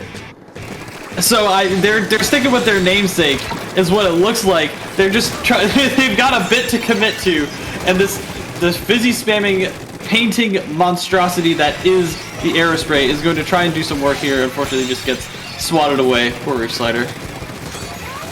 Yeah, I mean, you know, maybe don't say poor Reef Slider too much as it won them that game, and once again, Fugu going to be the one on these Tetra Dualies here. So difficult to deal with here, and you know, it's interesting here with the Reef Slider and the spam here, if they're able to get a lead, just how difficult that's going to be to take. Falling onto a bomb certainly will make that a little bit easier, but you're pretty reliably always going to be able to keep at least your zone. The big question for them is of course going to end up be, how do you manage to actually hold this left side? If you can hold it, yeah, you get the zone, but there's lots of avenues for the opponent to attack, really putting a lot of stress on your Tetra Dualies to dive and create separation and chaos. I really like how Mika switched to this junior pick. I think it's really, really important here to have the bombs to space people out, to be that kind of, not necessarily an anchor for the team, but that base. Right, that consistency, the consistent pressure. That's a tech I've never seen before. Just slice off a shot and then Zipcaster right back up in the same spot. I love the way that these teams use Zipcaster. I just want to throw that out there. Who able to find Toto on the Splatana Stamper? You're going to try and make sure to shut down Fugu, and is going to be able to do so as well. Finally, it looks like they have at least a little bit of a stranglehold, and they've got the jumps on lock, it looks like. Let's go, Ku, repping the dualies, making sure to put on the pressure and work around that tall, narrow pillar like it's his job. I mean, I think in that scenario, it was his job. Needed to move through and break out that attack before it could really ever get to. Great job working around that there. Holy cow. Just walking straight through with the Splatana Stamper, that'll do it. How's about another dive in here? They knew the jumps were coming from this side very quickly, piecing that down. It's just going to be Mike coming out of spawn here because of that play to try to go to the jump. You get the idea that they have a little bit of time to make something work here, but it's not really going to come from their specials. They're going to have to try to separate and make an attack there. Ku's Crab really going to be the only thing that can do anything, and that thing got destroyed so quickly. Oh my god, that's the lead, and that might even be the game here. It's just going to be one more player here, and actually is able to take another one out. So if Ku's able to sneak in here, they might have an opportunity to at least neutralize one of these zones. One's sharking. I think one's sharking up on the glass. Oh, okay, they barely didn't take it out in time. I think Toto was on the Splatana Stamper, was sharking up on their glass, on his own glass. Rine is able to come in here. It's going to be able to put down some paint, keep some pressure down, as Fugu is able to try and make something happen. But it's looking like they've got the hold down. TWG is going to try and make it their last stand. Well, that's a great way to get it started there, getting one pick, but instead it goes the other way very, very quickly. The heavy Splatlings putting on a show for the time being. They need to find a way to hold up here. Attack coming in from this left side. Again, they don't have great displacement special to move in. They have to be pretty earnest with the way they're attacking. That's Ku already down. This jump, they have to protect it here. If this position falls, there's no hope for them. The Reef Slider and the Zipcaster moving in to attack this exact spot. Throwing that out almost to just get more ink. The flank is coming here. They don't even know where to go. They don't even know where to shoot or where the attack's coming from. They're almost through the penalty. Control has been lost. Rine fighting, desperately trying to hold. And it doesn't look like the junior's going to be alive for much longer. Does go down. Magic, this is again just pandemonium. It's bedlam here. Can we please have a zone cap finally with 1 minute left, a full wipe after what was a sustained and full-on tug of war. Fights going on everywhere. So much, and I wish we were an overhead view for that one because there was absolute insanity off screen. I'd love to see these replay codes, is what I would love to see. As one gets taken down by the Samurai Do, going all the way in. A crab tank gets shredded once again by this object. I'm assuming an object shredder on the Stamper, and Ku goes down for it. They need to keep the zone painted at least for a little bit longer. Are they going to be able to do so? Mike is able to take the paint there. The Tetras are able to come in and try and distract for the time being. Not going to be enough time. Finally, Ku comes in and is going to be able to try and shoot these last couple of jumps. Is going to be able to find the picks. Barely by the skin of his teeth. Is able to come in at the right moment, get the paint down, and get the last picks that needed to hold that game. Okay. Unbelievable. You said earlier that carrying the mantle for the dualies is Ku. And that's not false. But it also should be noted, Ku made the mantle. That weapon reached the popularity and level that it did years ago because of what he was able to do. And yes, there at the end, kind of a victory lap with the dualies there. A couple of those picks were legit. The last two were on the jumps in, but don't forget that their big lockout started when Ku got 3 and then eventually on the jump, a full wipe single-handedly. And we said so many times throughout that, they didn't really have displacement specials like all of these have. They have a bubbler, they have their own Samurai Do, they have the crab that either gets shredded quickly or Ku just has the lowest HP crabs I've ever seen. And then they've got their big bubble. Yeah. There's no displacement in that. I mean, I guess there's a little bit if you get some of those specials at the right time, but they were looking to create chaos with their sub-weapons, dive in on top with their main weapons, and carry on from there. And a full wipe there at the end, again, kind of bellies the point there that there was a full extended fight with no real set play involved in it. Just pure on scrappiness and a little bit of quick respawn. Insane to me. That's insane that they were able to just keep that going that entire time, right? We're just gonna throw it all out there. We're just not even the kitchen sink. We're gonna throw the kitchen sink and the entire dumpster and make an absolute mess of a dumpster fire, and that's how we're gonna operate. And they were able to do so efficiently and effectively, and they were able to. They just moved so fast. Some of these times, I just don't know how Ku got into those positions, how Fugu was able to get sliding around there as fast as he did. And Toto, with the craziest Stamper Zipcaster plays I think I've ever seen. They just worked so well together doing all of that. And then really on the background. But at the same time, oh my god, the other side was just too consistent, too coordinated. And we're going into game 3. Yep, should be noted here, this is a best of 5 for you folks, so it's we're gonna get to see a lot of these two teams. And on Wahoo World, the last time that we saw teams play, we saw exactly what the plan of attack was here. If you get a little control, attack the opponent, don't let them get set up at all. Vide needs to be careful here, really one of the last avenues here. It does look like they got an attack from that left side to at least push it in here. As you see the Splatoner Stamper do its job here. Finally, they are gonna get a cap and put a nice little penalty on. But again, not many people went down in that push. The Tetris are going to be back very, very soon. So even though they got the zone, not a lot of stability to come from it. No, definitely not. It seems like TWG is able to fight back and scrap back every single time. Gonna be kiting back as Fugu trying to make something happen. Not gonna be able to land it exactly the way that he wants to. And this Tetra could go on a massive flank. We see the Zipcaster come alive, and this I can't believe that it just got swatted down like that. It was a good attempt. He really thought that everyone was, since they weren't on plat, oh, they're probably all in zone, and then nobody was there. Finally, it seems like Samurai has a good hold for the time being, but Ku's on this flank and might be able to get two, and he does! All right, the juniors are up here in zone here. It's going to be a battle of those two, but Ku's play at least gave him the opportunity to do that. The Tetras are already back, but that means that the other Tetras are probably already back too. Diving right in, again, pandemonium whenever that special comes out. Here come more of them. They're attacking once again, going around the other side, swatted away with those big damage hitboxes that we talked about. Meanwhile, Ku, in all of that, found time to build a special, pushes some people back, so they should have at least a little bit of room on that right side. I know Ku went down, but it at least gave time for the rest of his members to respawn and get back into positions to contribute. But that's the way that this set has gone. It's not the clean Splatoon we're used to. They're out here to fight. They are out here to fight, and that's it. I guess the entire point of these Reef Sliders is to just go in on those bubblers, right?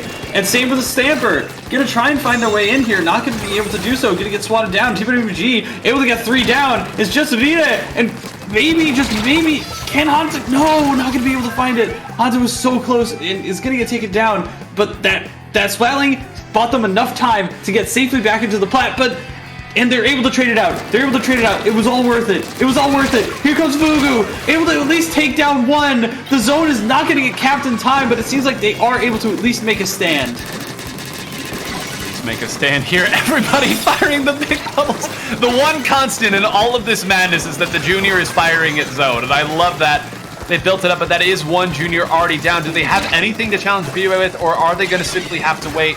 That is the Splatling down. That's the range down as well. And now look at this. Ku was able to get somebody and roll away at the time. They're opting not to pursue and dive onto Ku, and I think that's the right choice. They know that the opponent doesn't have a ton of range to be a big threat with them. All the short-range threats coming from that side. The heavy Splatling over on this side to try to move through as they set the other members off on flanks. They're diving out already here. Hold on. Now suddenly with that bomb going down and Ku not finding anybody, they've managed to once again hold the zone for the time being as the timer starts to tick away and the lead goes away. So again, a huge, bold decision to try to send Reveal at the top of the screen, and Samaraido was ready for the challenge. They were very ready. It seems like every time an adjustment gets made, it's getting swapped right back on them. Like a little bit of a shift in positioning, a little bit of a shift in mechanical play, a little bit of a crazy haymaker being thrown from the side, and that's all that they need. The Wavebreaker takes down one on that side. TWG having to back up here. They can't take too much time though. There's only 25 seconds left in this game, and they need to get the zone back and then hold it afterwards. Ku finally comes online, trying to make something happen here as Hansa, as I think he's wearing Haunted, and that's why he's getting so much information from the thermal screens. Maybe, just maybe, trying to find something here. The Shark comes online. 2 go down, and that's 1 getting taken down as well. Can they find the weapon? They do! They have the opportunity to actually make this hold. They need to get set up now, and Ku's going to find a way to Shark. Mika is able to go back and paint. They've got the bubbler online. They've got the specials at the ready. 9, they might be able to do this. Unbelievable, knowing exactly how much time they had and putting the Shark where they did. That's 2 down, that's 3 down. Magic, they're gonna do this the very last second of the game. My jaw is on the floor. It's probably digging a hole through my apartment floor. What? I cannot believe this. I literally can't believe what just happened in front of my eyes. Did that actually just happen? Yeah, I mean, it felt like a blur. I mean, if there was ever a flashy and fantastic way to rip a game back as the juniors are firing at zone to sneak your Reef Slider in to take out their backline and force that scenario again at the very end. If they didn't have a little bit more control of that zone, they would have lost at the end simply because they weren't.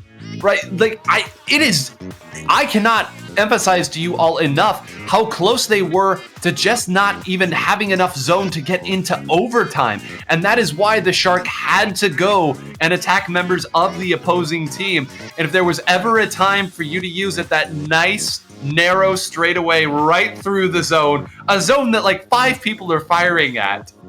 I mean, that play has to be exactly what the devs envisioned when they made that special. There's no other scenario that would be more perfect for it. And props to them for finding it, right? Like, props to them for literally just seeing that opening. Props to them for even, like, knowing that opening might even happen, setting up around it, executing it perfectly at the exact moment when they're going to try and close the game out, and getting on it. Like that, the entire situation of that is just fantastic, especially after going down game 1, not even adjusting their comp, but just adjusting their play and making that happen. Wow. So from the broader perspective of the tournament here, I have some updates for you folks, some of which are from pools and some of which are later on. I can't believe that I misspoke earlier. Well, I can't believe that, but the end result of my misspeak here. Ramen Tabetai, Pineapple, Yamamichi, Nepi, and Dynamon did not make it out of pools, is what I was informed. They did not make it out of pools.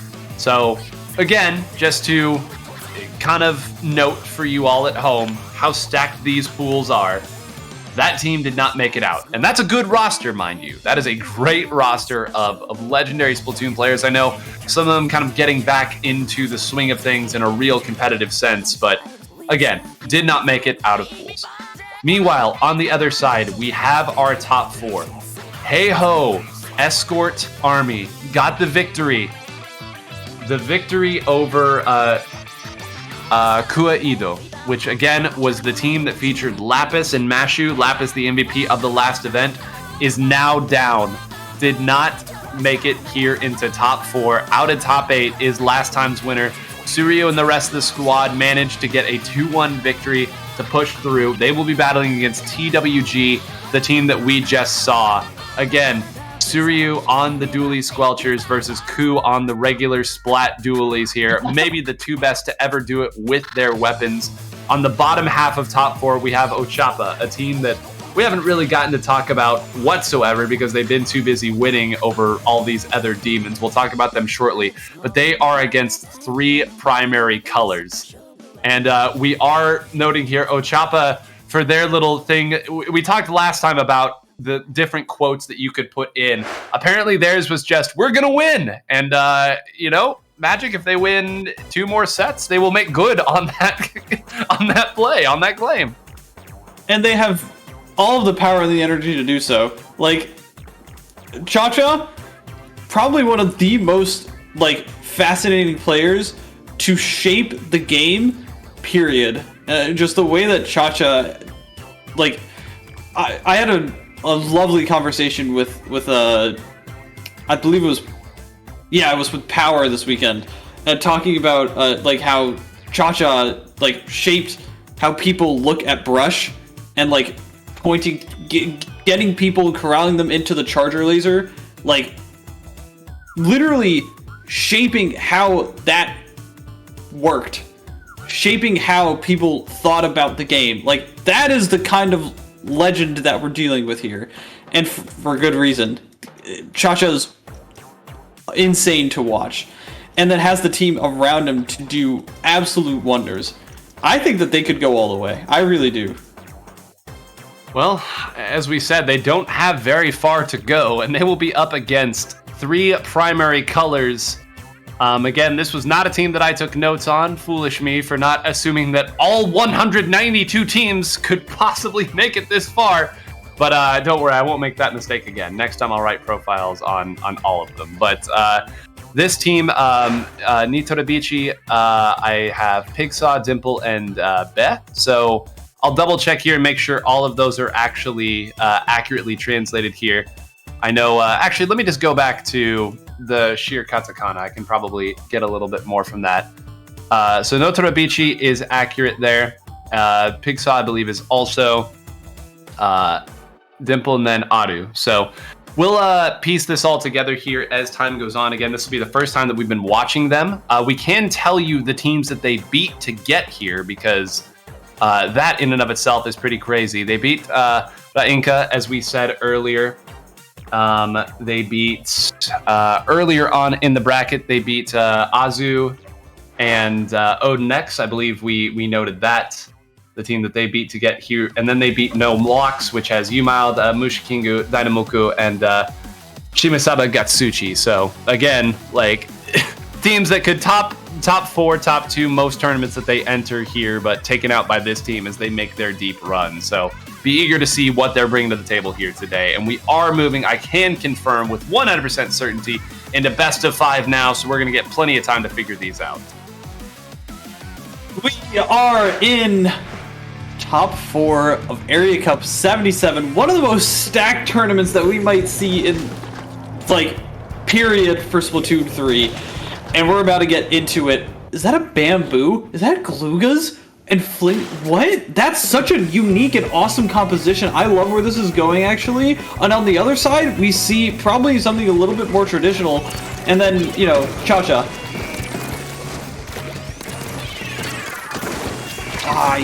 It looks like they get the first pick here, and maybe try and get the whale out early to try and make sure that that bubbler isn't too dicey. The Glugas here are just going to be sitting, not going to be doing anything, ended up getting taken down, just kind of trying to wait for the team. And here comes the pressure that we're going to be seeing from Machine, and the combo with the brush to have that paint and the displacement to make sure that the Machine can do it at once, as long as, you know, everybody stays alive. Unfortunately, it seems like they're not able to get exactly the positioning that they needed to when they tried to move up there. I don't know. It seems like they tried to make something happen. Yeah, and, you know, falling on that bomb there really bites in that scenario. That's essentially an unforced error that's going to give your opponent a ton of momentum and a ton of space there. And the last member totally picked off by the side. And it does seem like there's been some slight missteps, but in a broader sense, that early push was opened up because the members of Ochapa had a really great sense of where the opponent was trying to go and where they were hurting them. Because, again, that Machine got essentially 2 people in 2 sloshes in mid. That doesn't usually happen unless you've moved them exactly there and they start to free fire. And certainly a lot of it has to be because of what Cha-Cha has been able to open up here. Running after everyone. This poor Charger has been able to do nothing. And once Cha-Cha's in that position, what do you do to move him? He can't really do much. Now he's got his special out. All the while, everybody else has simply been firing on zone and holding it, desperately throwing some missiles and displacement specials at zone, and they finally get rid of Cha-Cha, but the shot from Takechi is going to mean that, yeah, at the very least, that push is done. They got the zone, but oh my goodness, collateral at this level. And that was just so incredibly well timed. It's not even one of those like, oh, don't line up. Like, how do you land that shot? That's insane. Cha-Cha ends up going down again after, like, literally running circles around the members of this team. Gonna be able to finally go down. The cap goes the other way, it looks like, or at least it might. Julie Squelcher is able to land their shots underneath that bubbler is what it looked like. It looked like they just slid those bullets right underneath it as it was coming online. Finally, might actually cap the zone. Okay, thank you.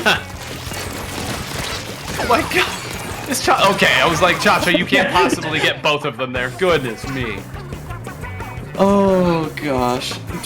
I'm really fascinated by this bamboo pick, actually. I think that it's really underrated right now, especially with the whale and the fact that it still has Curly Bomb to just make a map like this. It works so well, and even though it doesn't have that one-shot potential, with the chip damage and stuff, especially from stuff like Wavebreaker and missiles, I think it still effectively has it, as one goes down to a Fizzy Bomb, I think. Yeah, a lot of unforced error there. The bombs have been getting a lot of people. That's 3 down there, but even had that not happened, the second that the one went down to the bomb, you just don't get many opportunities at this level to push back through. They're going to do a little dancing here to try to pad the KAs a little bit, but that, it's just one game, and 3 primary colors made it here, so you can't say anything about their skill, but there were a lot of uncharacteristic mistakes that you don't typically see at this level.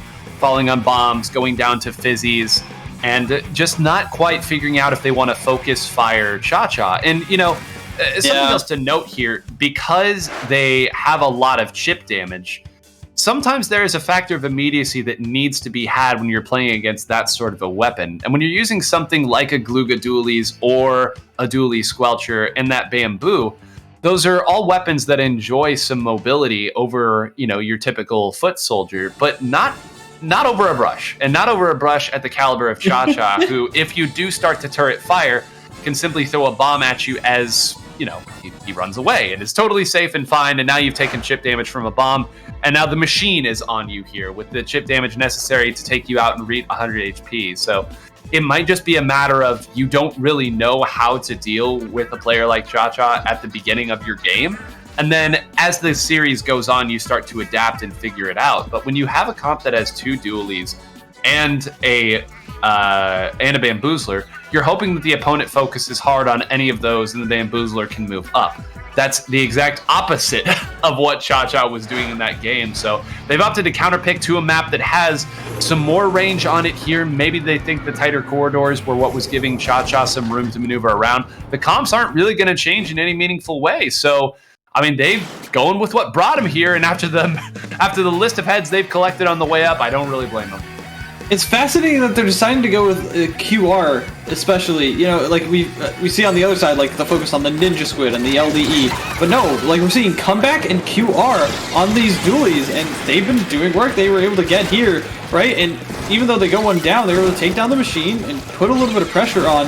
Unfortunately, I believe that's Cha-Cha that ended up getting a flank. Yeah, and there he is, up on their enemy plat. And that's a Takechi landing an insane shot from reaching over that lift, over that ledge, and is going to try and find this Dualie Squelcher that is flanking on the zone. Not going to be able to clear it quite yet, and it's not going to be able to cap immediately. That Wavebreaker ends up getting the pick, and finally this flank ends up working out just barely, but holy cow, did they have to make a play to make that happen. Yeah, that was crazy. And if Takechi had hit that shot on the flank, that might have ended up being game. They already had a ton of room to maneuver with. Cha-Cha was running circles around, and Matcha was in a great spot as well on the junior. So now, for the first time, we're going to get to see if they can hold. This is really the first opportunity they've had to do a true hold, and they've done a great job of attacking that side. That's Matcha and Cha-Cha already down. The machine is there. It looks like they had a 2v1 opportunity that they had moved away from. Takechi gonna hit another crazy shot, and again, I think that there was an opportunity there if they had had both members attack the machine. Instead, one of them was rotating back, the machine wins the 1v1, Takechi hits a shot, yes, but I think that there was an opportunity to make a better hold in that position or move around a little more that they just didn't quite piece together in time. Nina Ravici just trying to make light work of everything that's going down, and it seems like this Dualie Squelcher is doing all the right things, just kiting around, dodging about, and, using that QR to its highest effectiveness. And they're going to be able to keep the lead because of it, because of all of the work that that's doing. Look at the jump tech. Really, this is masterful Dualie Squelcher play that we're seeing. And on top of that, the coordination of this team to just make sure that everybody's in a position to make their plays work. It's not even that the fact that they're coordinating to make the sum better than the sum of their parts.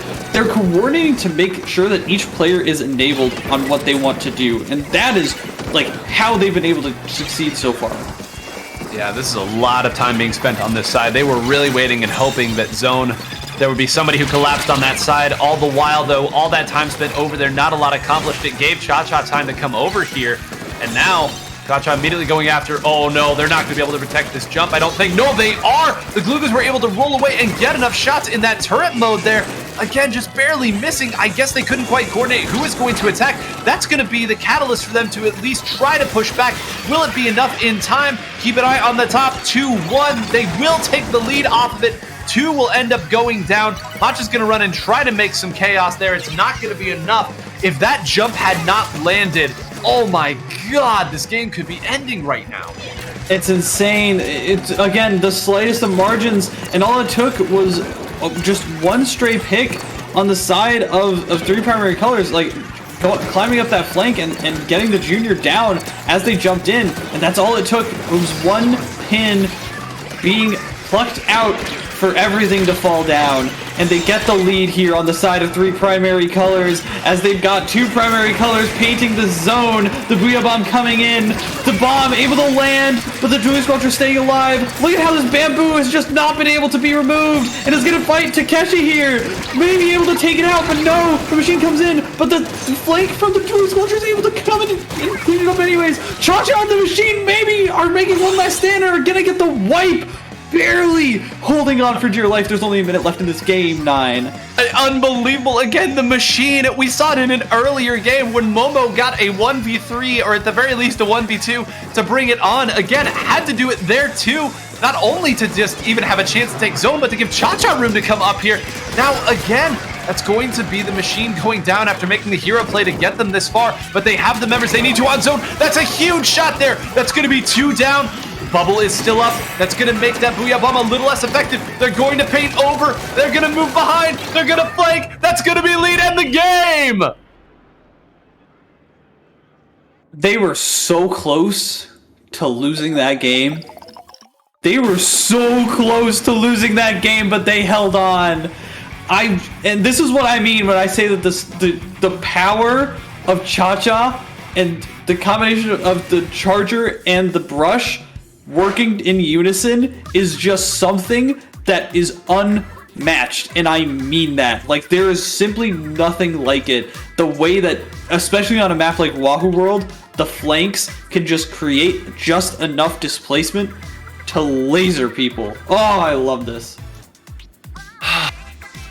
And you said they were so close to losing that game. My immediate thought to your head was, wait a minute, which time and which team? Because there were so many instances there where the flank came on the right time. We said earlier, if that jump hadn't landed way in what feels like 5 minutes ago, it was really only about 2.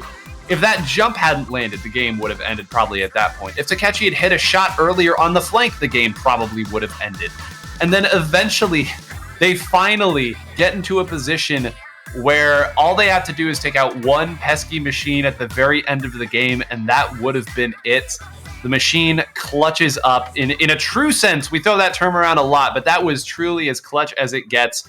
Landing, immediately getting the junior, and then winning a very dicey 1v1 against a mobile Julie Squelcher, getting enough paint on the zone so that when Cha-Cha moves up, you'll be able to get a solid cap, and then everything that happened beyond that. So much to be said. Takeshi hits the shot in that exchange, whereas he missed it earlier to finally put the nail in the coffin. And, I mean, that's all right. That's 2.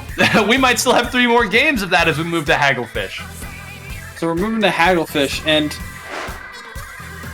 I don't know about you, but I think that Ochapa, this is their game. Like, this is a counter pick, right? Like, this is three primary colors counter pick. Yes, they want to go. That last one was 2 as well. Yeah. What? I mean, when you think about it, like we mentioned earlier, Wahoo's like Charger Central. Like, you'd see it in Splatoon 2 when Chargers were, by all intents and purposes, not that great. And they just picked 2 Charger maps, 2 heavily favored Charger maps. And they didn't change their composition. They're still going with that QR, like, run at them style. I guess that they're that confident. I don't know. We're not going to be seeing a lot of changes in terms of composition. Nope, not at all.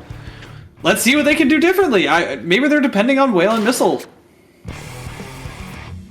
I mean, at this point, the speculation is we could speculate all over the place, and the execution still would have to be done at the end of it all. I love it when teams stick with the same comms all throughout. That's already 2 going to be down, though, and I really hope that the win wasn't taken out of their sails here. 3 primary colors. They've come so far here. If they can just close this out, give themselves an opportunity to make at least to get some control of the zone. Instead, this counter pick working against them in every major way. Every flank that they've done has been snuffed out here by Takechi, and now all the room to maneuver around is going to favor Cha-Cha in this machine.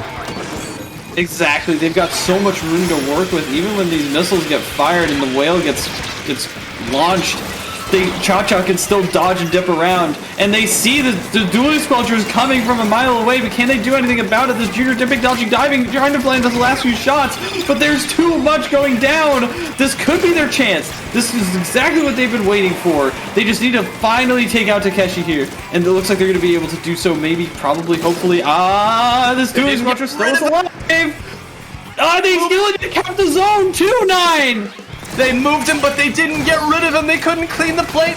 Now they have 2 members left to maybe try to take it. It's just going to be the Gloogas firing away. The Glooga can't outpaint 4. Cha-Cha going to get the final pick. And what a way for such a hotly contested set to end. From the very beginning, you saw what the game plan was. They were going to try to flank and use their double dually comp. It got called out. It got snuffed out. And when they finally were able to get a pick on the side and the dually squelchers moved in to get rid of Takechi, Takechi moved. They weren't able to take out Takechi. Everybody else rotated in. We talked so much, Magic, about the efficiency, about the flanks really only being meaningful if you can quickly crash in when the opponent is looking the other way. It took too long. Everybody else rotated in. And an unbelievable victory for Ochapa, 3-0. They are punching their ticket in to Grand Finals of Area Cup 77, the most stacked Area Cup to ever be played. Holy cow. I don't have a lot of words there. I think, like you said, the gameplay speaks for itself. Quoting one true Hans Niemann, that was amazing. That was simply immaculate. Everything ended up going their way because they just forced it.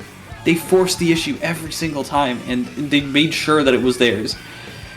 Like every single time that they were trying to make something happen, like you just see Cha-Cha just going around them, like just perfectly, expertly dodging shots on Inkbrush, which people don't realize, especially when you're playing against some of the best players in the game. It's very hard to do, to stay alive when you're just dancing around your little brush, and was able to do so every single time.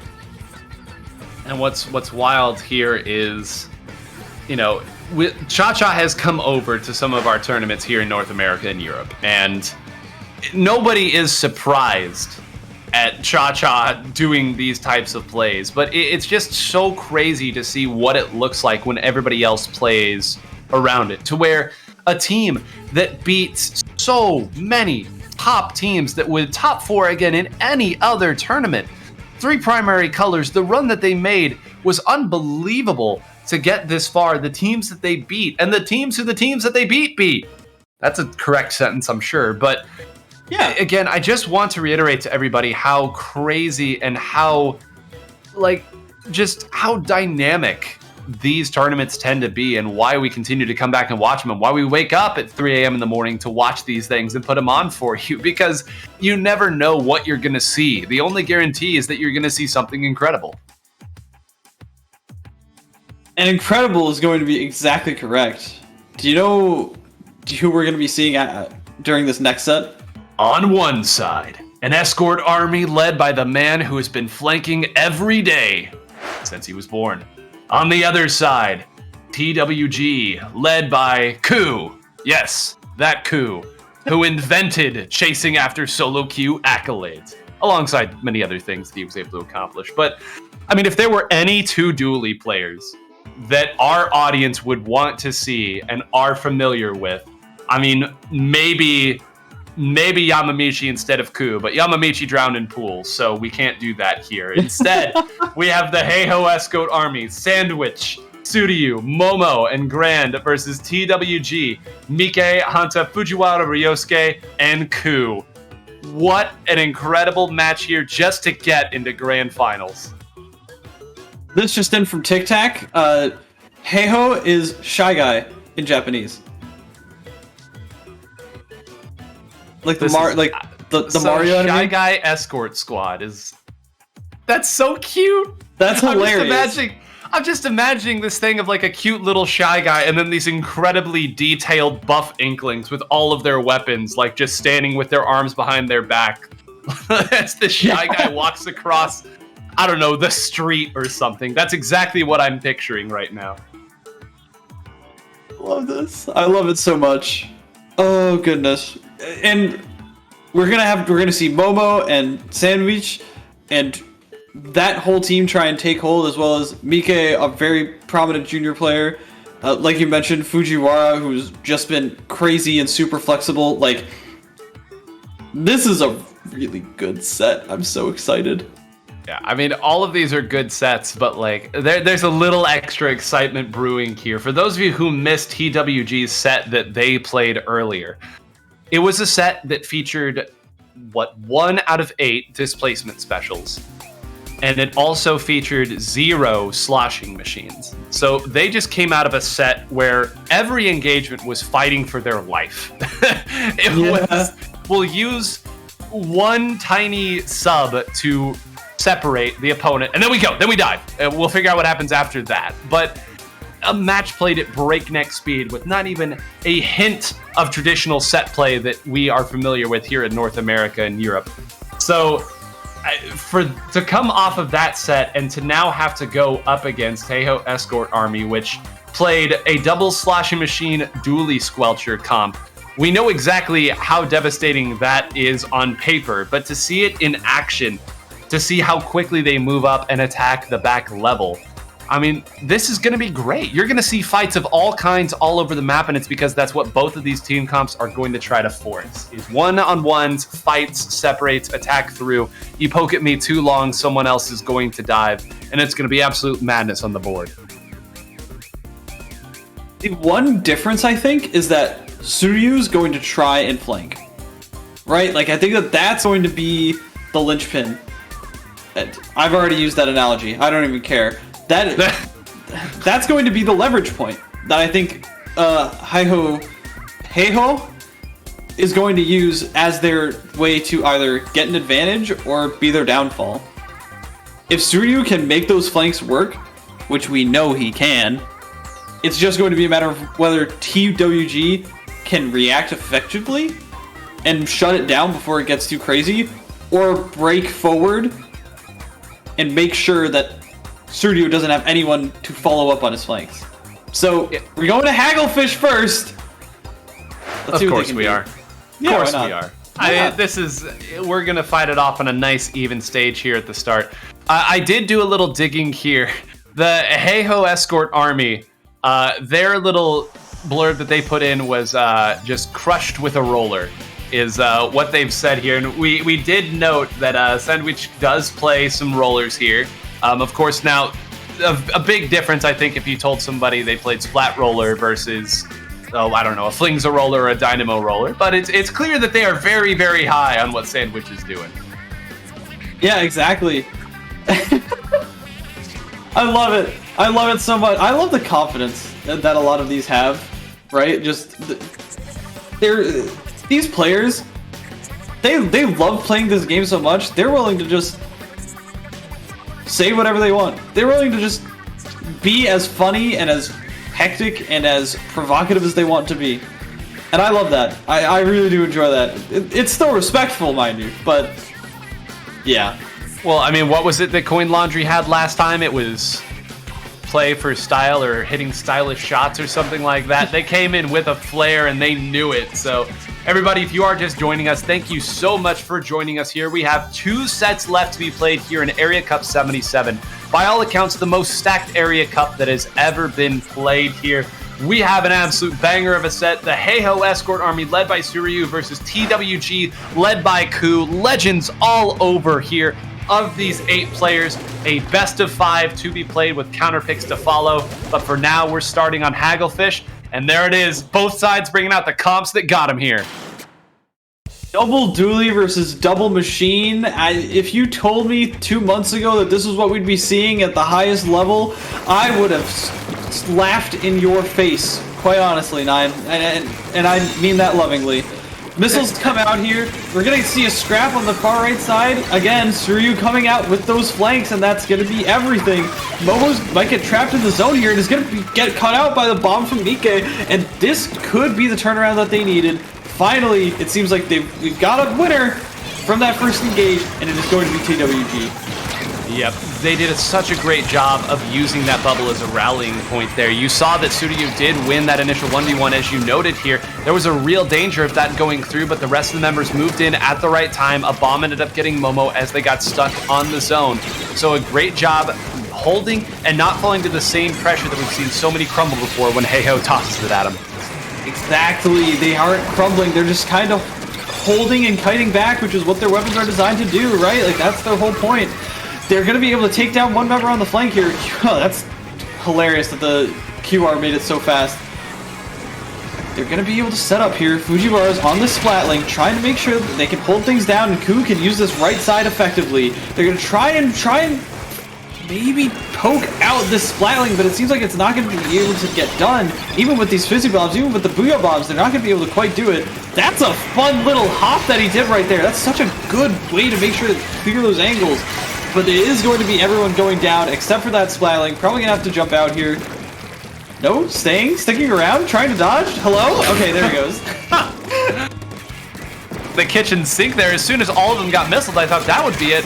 And oh no, this is the trap. They dove onto Suryu and lucky to escape with their life. Almost every other weapon in the game would have suffered there, but that was a lot of chip damage that they took. Hanta already had to back up here. That was a lot of time and a lot of energy. Thank goodness Ku was finally able to build this crab. Needs to find somebody there. Everyone's going to be firing at the zone. Suryu flanking. They do take control. Ku is able to get taken down by Suryu, but on the other side, it seems like everyone else has fallen out of the zone. So once again, using the only special that they had, Magic, as a rallying point, they're able to push in. Even when all these crazy flanks happen on that far right side, which has been kind of the pivot, like we mentioned, the pivot point for Suryu, it's been shut down like basically every single time with that crab tank, with a couple of bombs thrown by the junior. Like, that's what they've been really relying on. This time though, Suryu goes for the other side and really makes it an impactful flank here. They're going to collapse on this bubbler, and look at these sloshing machines are just collapsing around the position.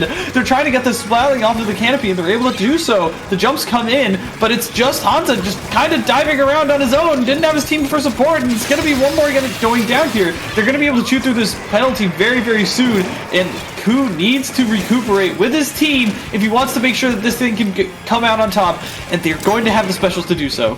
And how frustrating there. Even the Splatling is like, wait, even I can't shoot at Suryu without getting punished? This is ridiculous. They do finally take out Suryu, and it seems like the walls come crumbling down as they do. Once again, that bubble being put in the same spot every time to make the attack. Ku does go down. That's both of them out once again. And now, gotta be careful here. They're stacking everybody up on one side. That means they're gonna give up a lot to do it. Ku was not able to survive the jump. They're going to have to dive all the way back. Look at this. Suryu at the top of the screen with the flank. Another machine at the bottom of the screen with a flank. Now Suryu's going to rotate back. They know that they just need to keep firing at zone here. They've come so close to snapping lead away twice. Instead, Suryu's going to opt to flank again. And Magic, it's the same thing every time. They have a dominant position on the map, but the team can't quite figure out if they want to keep flanking, if they want to keep attacking, or how they want to do it. But if they do this one more time, as it looks like they are, they won't have to hold it much longer. No, I think it was actually calculated from Suryu there. I think he wanted to go on that left side, dip out, make sure that not too many players went down in that skirmish that followed where they threw everything at the zone, and they were able to do so because now is when they're going to try and hold for the cap. But Ku has something to say about that. The crab tank coming up huge and is able to trade basically everyone out. This is the hold that they need. They have one chance to get back in on the side of not TWG, on the side of, I can't think of their name, Heiho Gaming. That's exactly what we're going with. Suryu's just going to try and dive the zone here this time. The Booyahs are coming in. They're going to try and make sure that this thing can work. The Tetras go down. They displaced everyone. They can camp the zone here. Ku ends up going down as well. Can they find the Splatling? Not going to be able to do so, but it doesn't matter too much. They got rid of him. This is the hold that they need. Suryu already diving into attack. Suryu gets taken down here. That's the big one. They're just over 10 seconds left. They're pushing. They've got enough resources. Oh my god, the shark running through the back for more displacement. Can they cap zone? The juniors there, panning up and they're gonna hold! They're going to hold on for dear life. They made that thing so close to not going their way, but they held it. Momo was so huge there that entire game. I cannot I can't understate that. This sloshing machine was so important. I mean, so much to talk about there at the very end, too. And how many opportunities Heiho Escort Army had to win that game, or let me rephrase, to take the lead. It was unbelievable how it seemed like every time all they had to do was focus fire zone, they opted to keep attacking their opponent. And again, if that's your strategy and the way you want to play it, you stick with it and bank on the fact that eventually the aggregate will get you enough points and chip through enough penalty, and the opponent won't be able to get any clean full-on lockout. So in that sense, that's the plan, and it's worked so far, and it worked in that game. But could they have made it any less stressful over the course of that game? You got the sense that they were controlling the pace of it for a good chunk, and yet every time I looked up, I'm like, wait, how do they still not have the lead yet? But hey, no matter how you get the win, you get the win, I suppose. And we're going to move now to Splat Zone's Undertow Spillway. And if there was ever a map that this team, TWG, was going to counterpick, it's going to be this one. We saw what they were able to do the last time they played it. Fight on fight on fight, and I think Ku got like 20 kills and assists that game too. So this probably was the instant counterpick for them.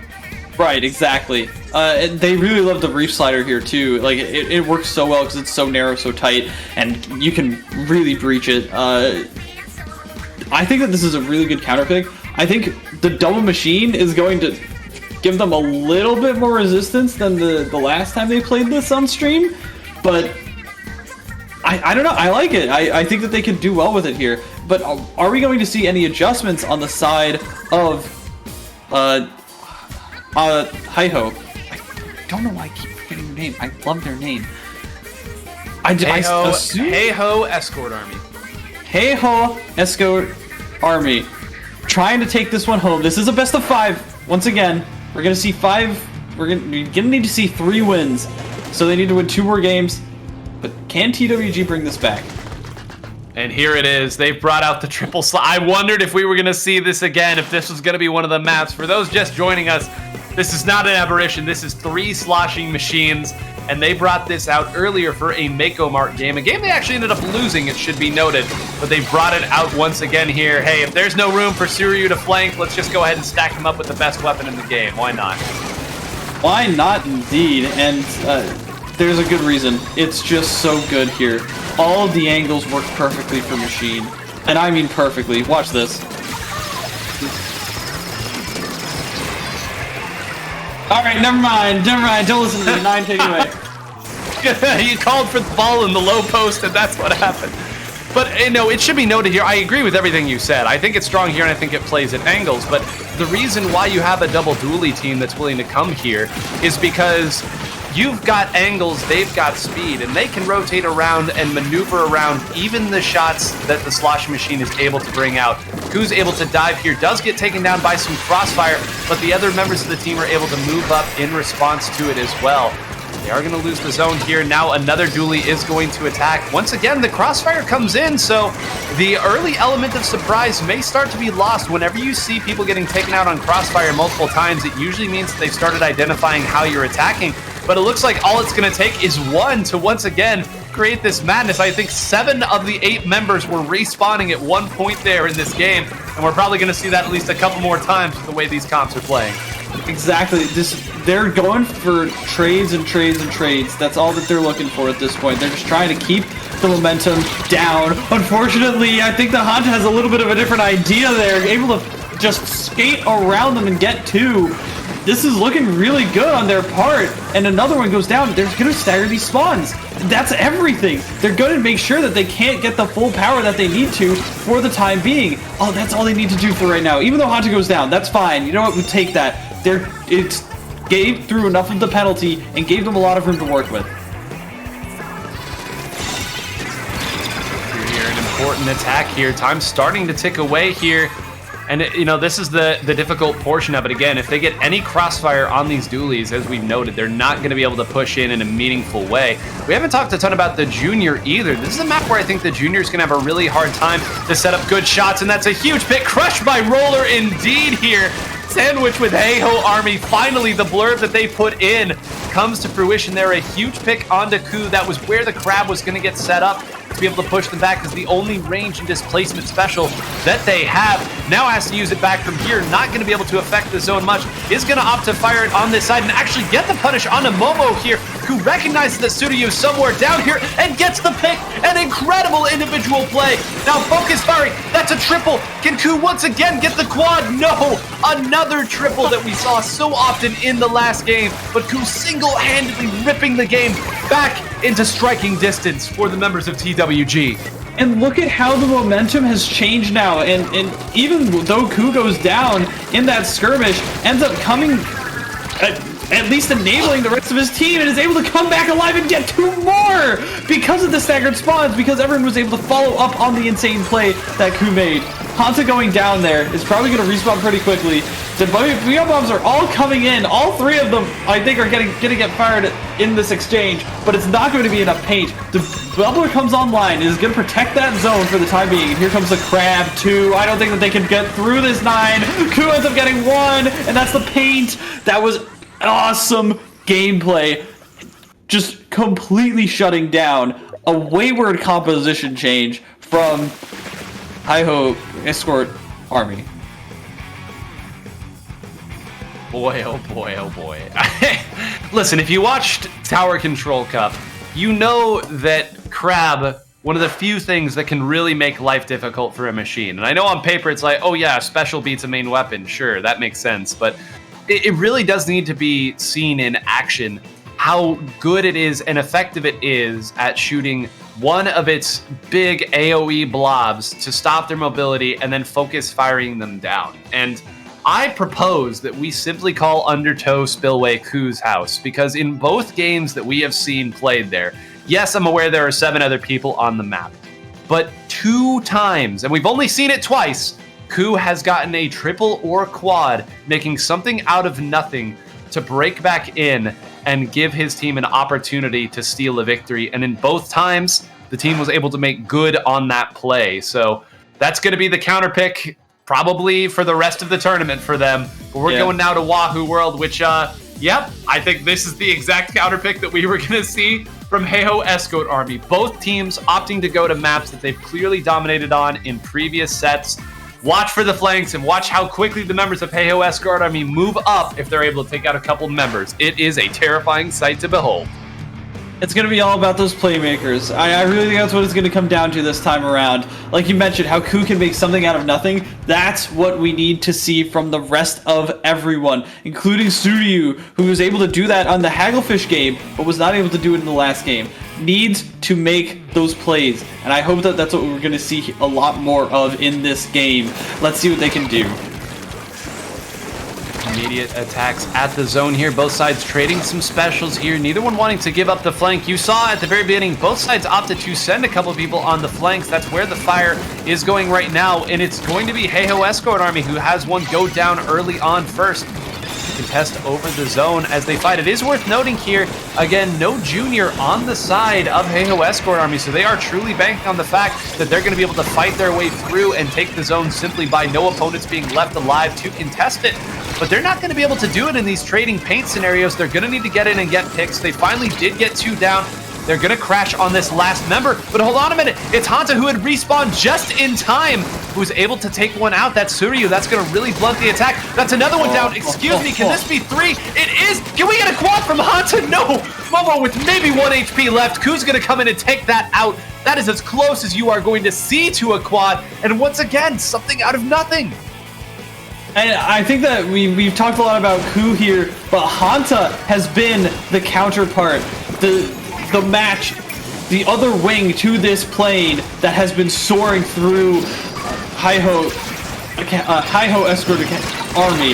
They have literally just been flanking alongside one another, dipping as one end goes up higher in the air, and Hanta has been absolutely stellar in making plays as well. Finally, we're gonna see Mike trying to use this bubbler, protect people, protect the zone, get the jumps back in after painting around this ledge, and it looks like this is going to be TWG's game unless something crazy happens. Can Momo do anything? Maybe against 1, but certainly not against 3, and not while the junior is still alive. We have our first set break, if you will. Those of you familiar with the old tennis terminology here, we have a counter pick that has been taken by the other team, and it looked so controlled. Yes, Hanta had the crazy play to break it back out there from a deadlocked position, but after that happened, there was just nothing, and I can't believe I'm saying this, they're making Machine look slow. It just seems like every time that those machines come in, there's 1 or 2 encroaching upon them, and if you trade a couple shots with a Tetra or even with a Splat Dually, they rotate back. You can't actively pursue them because you know they're going to keep firing in that direction. They don't have to fully engage turret mode to do so. And then again, we talked about it, they're not going to accidentally cap a zone as long as that junior is up and doing something about it. So Mike, knowing exactly what the playbook says here, put up the bubble to slow them down here, make sure my team has some jumps, and I'm going to paint the zone and they'll take care of everything else. It's very interesting because when you talk to Machine players in the last game, you know, they would say how dualies were a problem, like especially Tetras, and like Tetras, people were saying Tetras are going to be good as early as the test fire, and yet we haven't seen it like super consistently played until now. It seems like, I mean, you saw it a couple times in the last Area Cup, but it didn't get any like crazy high placings, I don't think. But now it's everywhere. We're like, this is probably the main counterpick that people are like, okay, we should learn this. We should use this. This is going to be the way to get around the machines and kite it out and make it just not be able to hit us with that massive hitbox because we can just dodge away. I think that's the developing meta we're going to see. Well, it's certainly, I mean, listen, if it works here, it's going to be able to work anywhere. And, you know, certainly there is some measure of these teams figuring each other out, even beyond the weapons that they're playing or the comps or anything in a broader sense. It's still interaction-based. It's still person v person.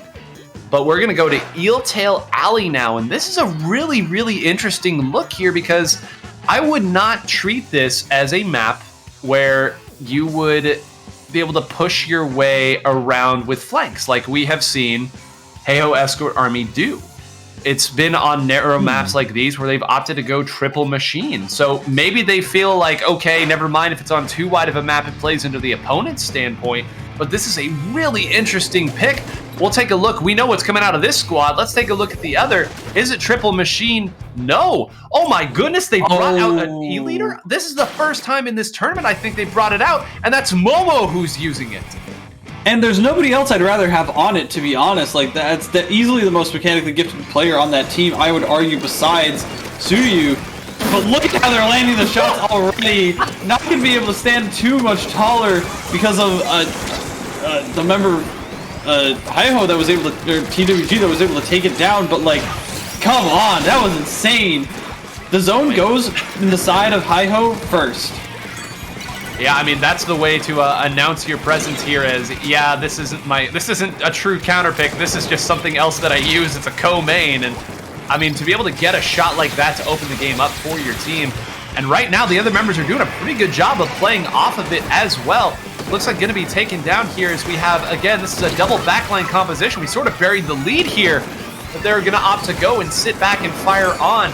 Looks like, again, the Tetras have managed to escape. If Momo can hit this shot, that would be incredible. Instead, not going to be able to. Now, finally does. And now another shot on Ku would be a little more. Momo, can you do it? Another shot! This time taking out Mike. Unbelievable. Momo's counterpick. They still haven't taken the zone. Yes, I know. But the stabilizing force that they've needed in these games when the fights weren't enough. I'm floored by the presence and the impact that these E-leaders are having. It seems like they're the actual game definers in this game, in this map mode in particular. Finally, we're gonna see maybe more Panko down in the zone, but this is kind of like Kelp Dome, where it seems like this thing can never get capped, and once it does, it's very easy to actually neutralize it. So we're not going to be seeing these points tick down super a lot if people could stay online. We're going to have to see if maybe a couple more shots can get down, but we're trying to just peek around. I think the double backline composition is also not working in TWG's favor, unfortunately. The heavy splatling seems like a great idea, but the execution doesn't seem like it's able to work out super well. One more goes down on the side of TWG, and Hanta's just trying to dance around. Are we going to see the playmaker actually make a couple more plays? Has the reach slider online and is going to be able to get it off. It is going to be able to run away and keep people dodging around him. I can't believe this. I mean, what a flip that was, too. You saw that the different members were taking turns shooting at him and then shooting forward, and then shooting back at him and shooting forward again. And it's... I mean, again, they bought a lot of time there, but all the while, because of the stabilizing force of Momo's E-Leader, they weren't really able to get anything built off of it. There was a dive that Ku took on top of one of the other members earlier, got the pick, but then got punished. That was not something that their previous comp allowed them to do. Another pick, and a huge pick there. If they're able to find one more and maybe push forward, they might take the zone. You can see it being contested, fighting, and finally, Hanta's able to push forward into a great position to attack here. And now look at this. Suddenly, the attack coming the other way. Ku has now joined the fight. And oh no, Magic, this is what this comp is destined to do. It's what it's trying to do. Can Hanta clean up a lot of damage? No, they're able to stabilize with the Booyah Bomb and Momo's E-Leader. They're gonna have an opportunity to move back in. Momo hits an insane shot once again onto Mike, and they might have some life yet in them. No, this heavy actually did the work that it ended up needing to do. They decided to keep it on that right side there and just keep it painting, play it like a mini in Splat 1 is the analogy that I've been using. It's not a backline truly, it's a more of a midline that's gonna keep people painted, keep people churning out picks. And looked at like they're gonna be able to take the lead here.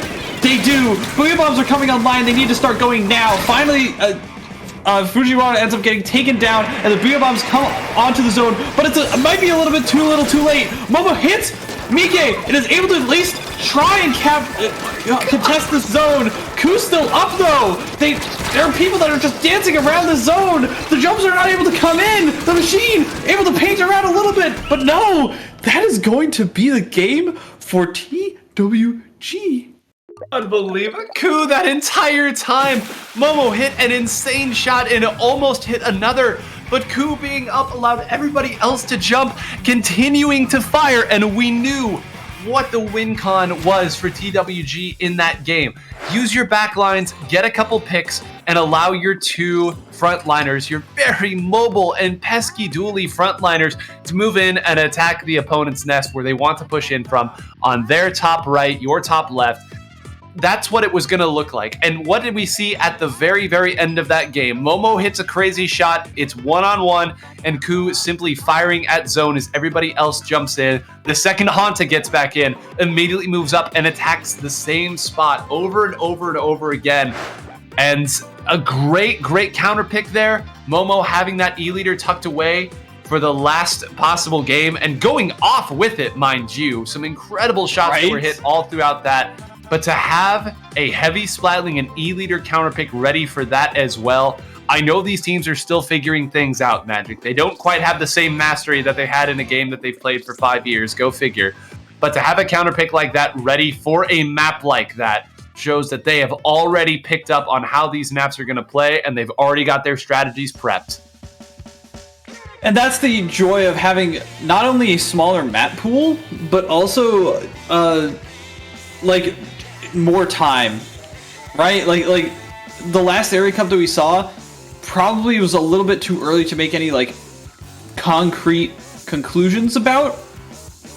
But honestly, like it's honestly really cool to see after a little bit more has been worked through, after more teams have been starting to form, after more time has been put into these strategies on these maps, because they're able to just churn each one out and know exactly what they want to do on each one.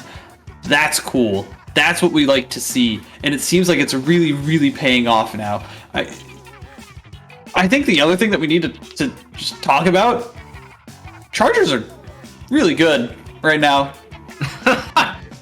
Do we need to talk about that? That's in this wild and wacky game that we're still trying to piece together. I feel like one of the few constants that we've seen from the very, very beginning of when we saw what ranked modes looked like was that, yeah, Chargers are pretty good.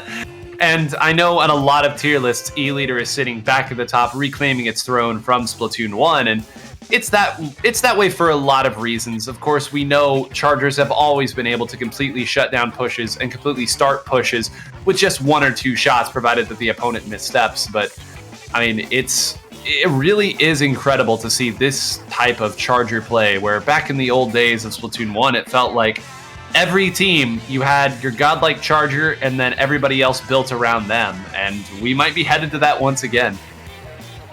Honestly, yeah. That's where I see this heading. Like, I don't see this going any other way. There's no armor. Missiles are good, but they're not as spammable. Like, the only thing that might really dissuade them is Whale, but Whale is relatively easier to dodge than Stingray was. Like, this is going to be the era of the Charger. And I'm very happy to see it back again, because it means that there's a lot more, I don't want to say consistency to the way that teams are going to have to structure things, but there's going to be a lot more strategy, I feel. Instead of just forefront, go at them, armor and missile, go, go, go. There's going to be a lot more dancing. There's going to be a lot more skirmishes. There's going to be that push and pull and tug of a match in stalemate. And that's something that we didn't really see a lot of in Splatoon 2, at least not in the same way. In Splatoon 2, there was a lot more focus on like keeping the paint so that you could keep everyone out. In this game, it's going to be a lot more, where's my laser pointing? Where is everyone positioned to keep everyone out? I think that that's the difference. Well, folks, we've arrived. Grand Finals of Area Cup 77. The most stacked Area Cup of all time. A who's who. The names. You've heard them all. Every single team that we have talked about today could have been capable of winning any of these Area Cups. Could be capable of winning and top fouring any tournament that they entered. That is strictly the level of competition that we are seeing. We started with 192 and we are down to the final 2. TWG, the team that you just watched, Mike on the Splattershot Junior, Hanta on the Tetra Dualies, Fujiwara Ryosuke on the Heavy Splatling, and Ku, yes, it's that Ku, on the Splat Dualies, banging the drum for that weapon once again. They will be up against Ochapa, Rasku on the Sloshing Machine, Matcha on the Splattershot Junior, Takechi on the Chargers, and Cha-Cha, yes, that Cha-Cha, on the Ink Brush. What an incredible Grand Finals we are set to see between two teams that have gone through an absolute murderer's row to get this far and are certain to put on a great show here in this best of 5 of Area Cup 77. Thank you so much, everybody who has joined us for this. And we hope, without jinxing, that this set lives up to all of its billing. I think that it will. I just, how can a tournament this poetic come to a head and just not end in the most beautiful way? I firmly believe that we're prepared for greatness. Fully prepared for greatness. There's nothing more that needs to be said. This tournament is going to go down in history. This is the turning point. I think this is legitimately a turning point in the game's history because of the level of play, because of the strategies that we're seeing evolve. Like, when I think back to like important Area Cup tournaments that influence the Western metas, like, this is where we're headed. This is exactly where we're headed. And you know, I made the mistake of browsing Twitter, and boy, yeah. Oh boy, we've got a. Yep.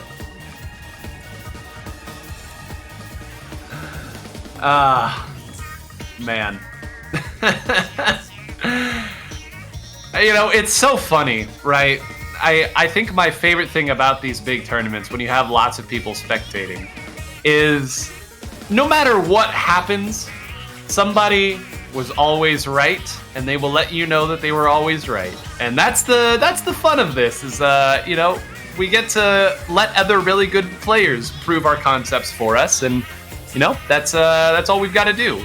And I say it in good jest and good fun, but you know, it is nice when you have a I won't even call it a meta here because good God, we're still a month and a half in, but an ecosystem around the game where so many people can say, yeah, but this works, and it's like, well, according to these 2 tournaments that we've seen, I guess you're right. Because even though in years we'll look back at this and laugh and say, oh, we thought this at this time, we thought that at that time. I mean, right now, everyone is so vibrant, and they're all talking the talk, and, you know, some of them are out there walking the walk even, but, I mean, it's just fun, man. This is why we enjoy the game and why we love when there's such a vibrant and vivacious ecosystem around the game, because we can all talk and we can all play, and are we always right? Maybe not, but you know what? We tried. But the fact is, like, that's the spirit of it, right? Is that we care enough to think and put our opinions out there and theory craft and try and make things work and see what works and see what doesn't and watch people make things work and maybe not. Like, that's the joy of it. That's the creativity and engagement that this community has and has had for such a long time, and I love to see it alive and well again. Oh, it's beautiful. Like I firmly believe that it is probably the best part of this scene is these moments when everybody's talking, when everybody's trying to figure things out together. Because it's so crazy, because it's so hectic, and because we want to see something get pushed to the fullest limit together. We have some more notes, and this one I actually did see earlier when I was doing some of my research last night. These teams, and you know, this is one thing that we should also steal here in our North American and European tournaments. When teams enter, they have to put a little blurb in. Ochapa, as we noted earlier, was we're gonna win. That was what they said, and you know, well, they're one set away from doing exactly that and making good on their brag. But TWG's was, what is TWG? Don't ask me. Yeah? The enigmatic and mysterious TWG that has dualied their way and sped all the way up through the monsters of the bracket. It's like, what is TWG anyway? I don't know. Well, I'm going to be looking for answers, basically. I'm going to be looking for as many answers as I can, asking every single person I come across, what does TWG mean? Because I need answers, dang it. I need answers to how this team formed, why it works the way it does, and who in their right mind thought it was okay to just put that blurb out there. TWG anyway. It's either that or Magic, hear me out. This is the boldest play where they can say, what is TWG? The winners. No. The longest bet on yourself confidence play ever done. I would love to see that. Also, while we're talking about things that I love to see, Himajin got eliminated from the tournament like 15 minutes ago, maybe a little longer than that. Already, he's tweeting next Area Cup at 3. He's already looking for his team for next Area Cup. It has been 2 whole Area Cups, and he hasn't won one yet, and he is furious. I love it. There's a fire, man. There's a fire that these players have. I mean, Melon's squad with Melon and Ryukun and Pyeon lost in round 1. Like, Dynamon's team didn't even make it out of pools! Like, there's a fire, and you better have the brightest and hottest fire if you want to make it this far in the event. I don't know. Whose fire is going to burn brighter, 9? Who do you think it's going to be? I mean, oh, God.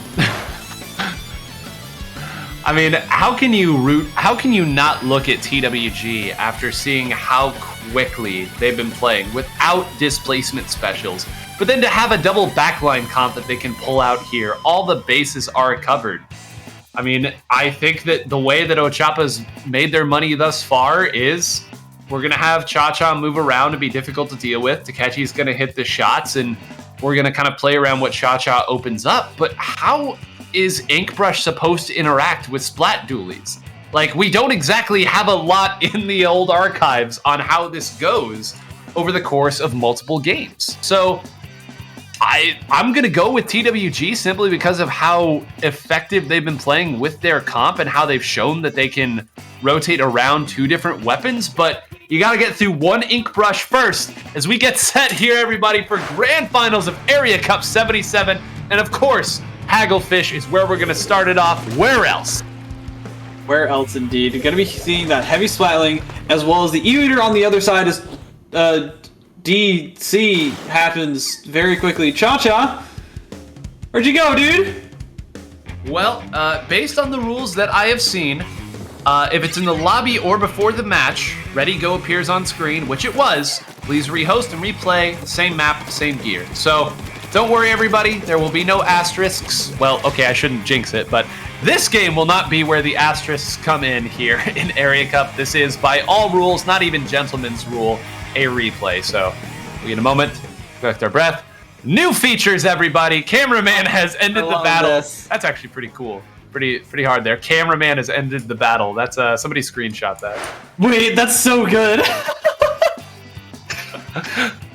These crazy for the battle now. the 8 like demigods that are out there playing, and then beaming in from the heavens is just a man holding a camera who says, "Stop. Your battle is over." The time for violence has come to an end. Oh my gosh.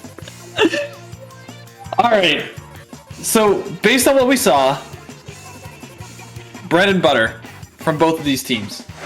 I don't see how dualies can work around Inkbrush. I honestly do think that Inkbrush wins that.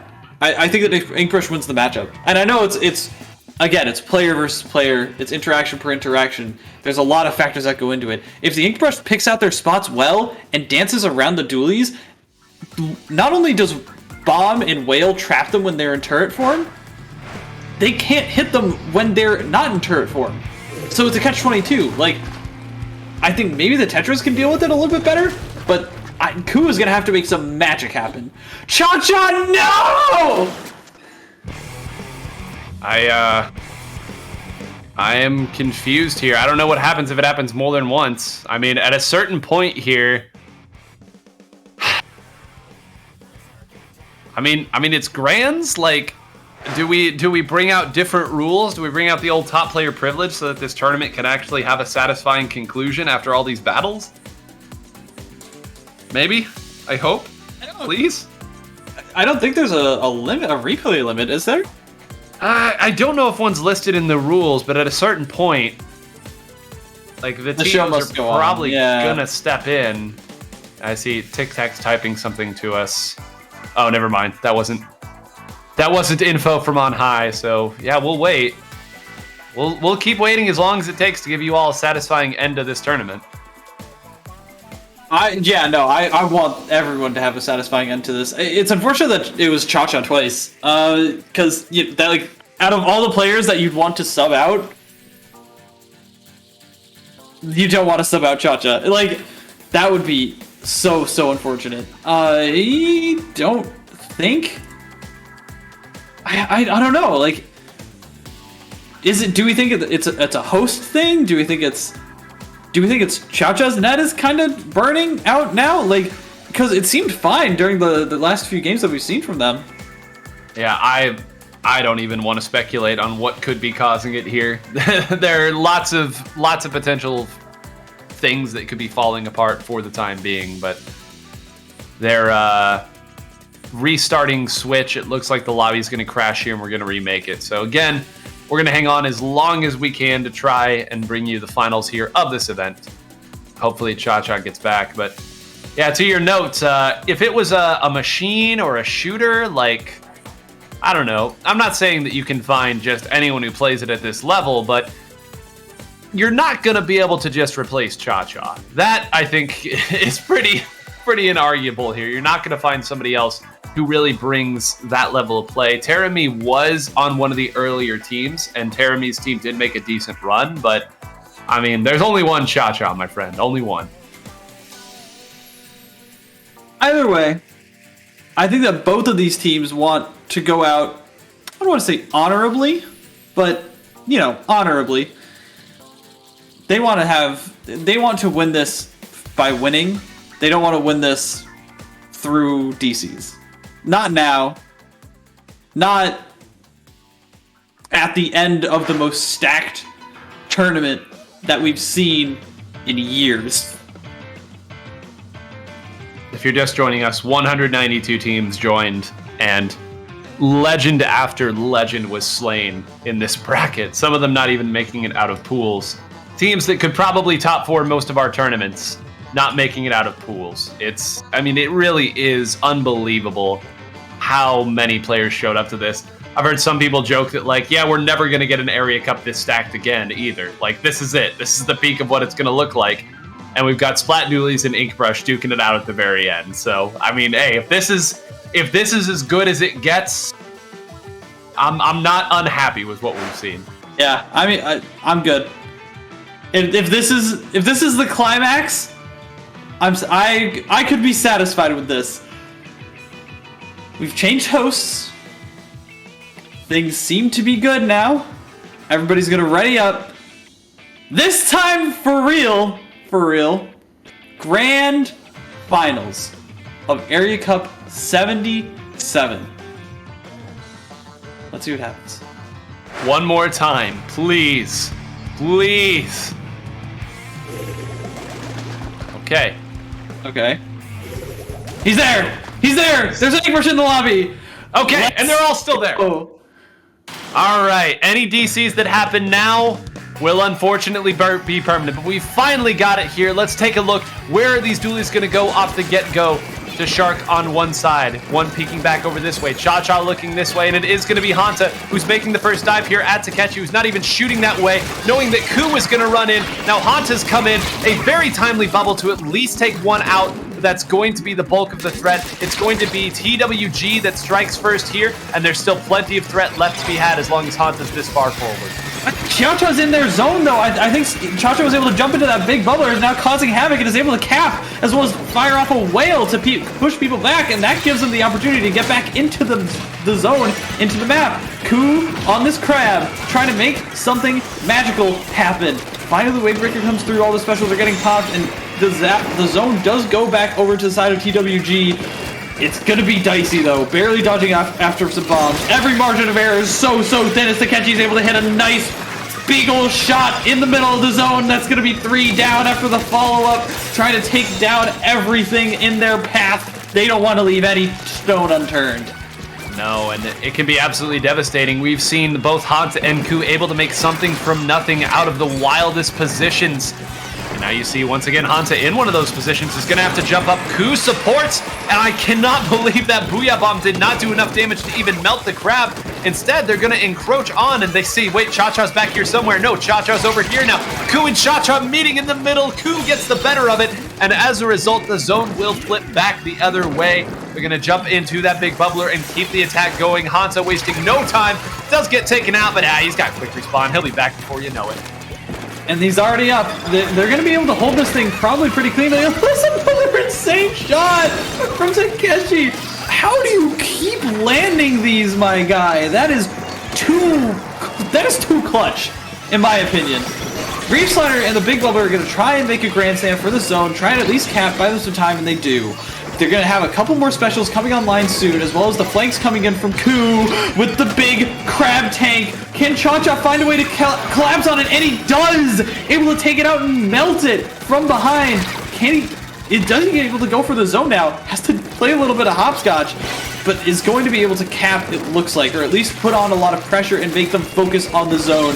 While I believe that was Hanta gets taken down on the left side as well as Ku. This is their turnaround. This is what they need. The Booyah's gonna shred the bubble, but Hanta comes back alive. Hanta jumps back in at the perfect time and is able to take down Cha-Cha.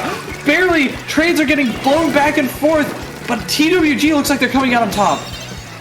Even juniors are flanking at this point. It's all on the table right now. A nice big bubble there. Are they gonna jump to this and try to make a play? I think Cha-Cha maybe got through there. Somebody, it looked like jump didn't come through. It wasn't Cha-Cha, so nobody did the jump.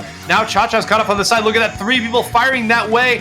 and Cha-Cha able to get a trade at least. A big shot here from Takechi would allow them at least a little bit of breathing room, but how do you identify where the attack is coming from? Again, they've got a couple displacement specials, but how does the big bubbler focus in on this? That's tossed out already. Takechi looking for another shot to potentially pull the team back in, throwing lots of bombs. LDE on the table. The Crab Tank gonna make it that much more difficult. The Reslider comes in, a huge shot on Haunted. That's gonna take away a little bit of what could have tripped them up. They still don't have it though. Cha-Cha comes out, the threat of the bomb. Can they go through? That's the big bubbler shredded, attacking, moving off their own big bubbler. Takechi could hit all the shots and it won't matter. TWG will take game number 1. And it was so close. You saw Cha-Cha decide, I'm gonna throw this bomb, maybe find one, slides it underneath the big bubbler, but nobody dies! Nobody dies, and Cha-Cha, from peeking there, gets taken down, and that was everything. That was their last opportunity. TWG held so close there. They did a wonderful job of dodging around and everything, but at the end of the day, like, the dualies on those flank areas were just too much to handle. Like, every single time, it seemed like they were getting in a decent spot. Ku or Hanta would come in and either draw their attention away or just go right at them.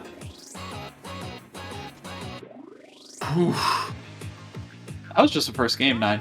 That was just the first game, and if there's one thing that I hope the audience kind of takes away from watching the way that TWG is playing, we actually said this in one of their earlier sets. We've watched 3 of them now.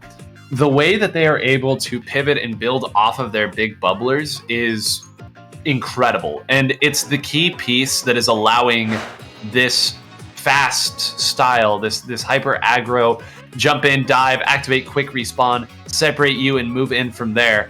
It's what's allowing it to work on some of these maps that are maybe a little bit more, I guess, open. Certainly where the sight lines are a little bit better. Something like a Hagglefish Market, where it's not, it's not spillway where you can come through any different way.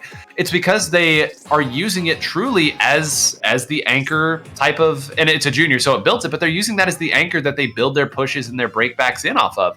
As long as that bubble is able to stay up for long enough and be some pressure on the zone that isn't immediately getting melted, you know that your 2 attackers are going to be able to come back in, and if it's placed right, they're going to be able to jump back into a relevant spot with safety.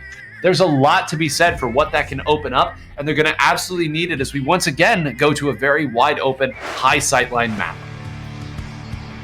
Oh, and this is going to be Charger Heaven, if I do say so myself. And I believe TWG is, they're going to go with this crazy composition, as well as, that's interesting. They're going with the Flingza this time. Everything I said is lie now. There is no truth to this game at any point here. Switching off the junior on a map like this, maybe they feel like they can spawn in just fine here because they won't actually get pushed back that far. But that's a big check to cash here. It's not so easy if the opposing E-leader gets set up right.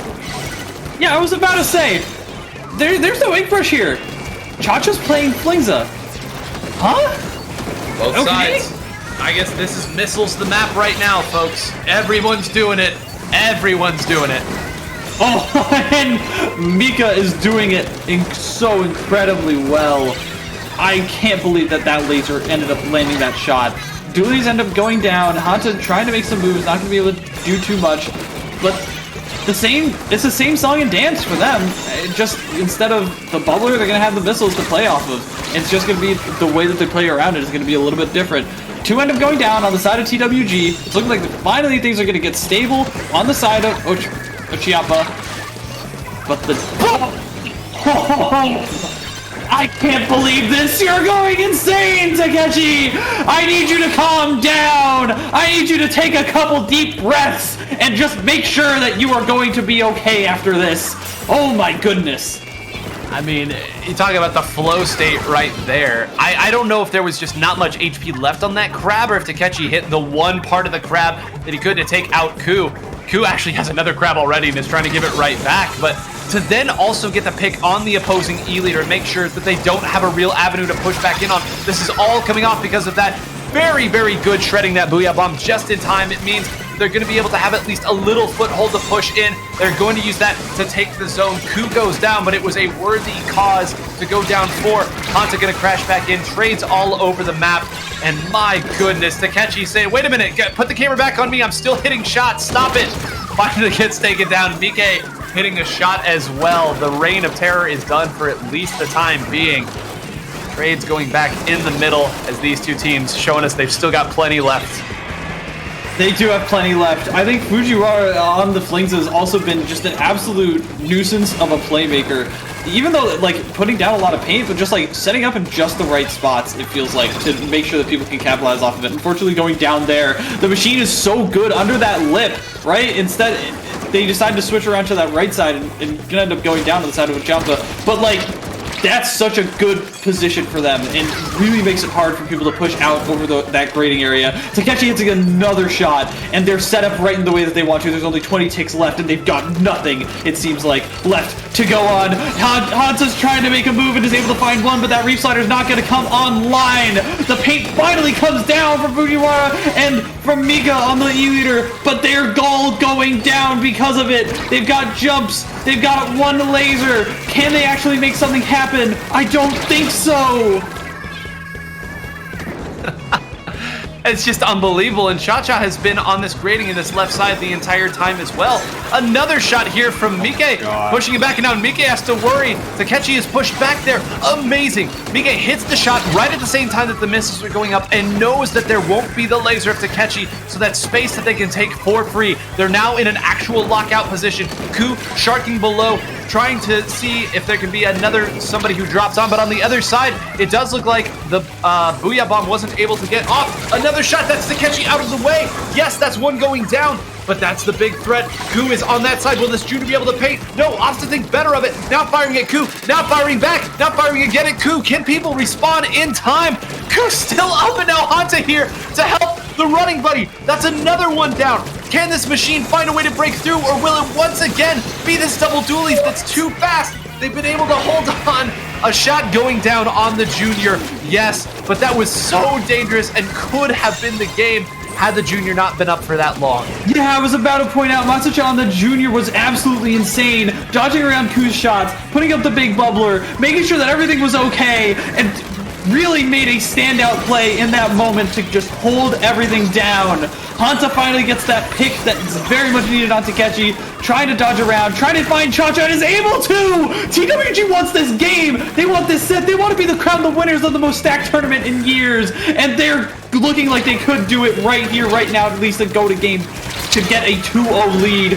Not if anything Matsucha has to say about it. Gonna be going for the zone here. Probably has a bubbler online soon, and the Booyah Bomb's gonna come in. 2 go down. That's the cap. Finally make a Ginzu land a pick, but it's not gonna be enough. Okay.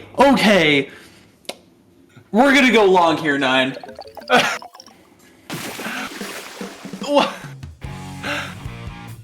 I mean, that's just unbelievable.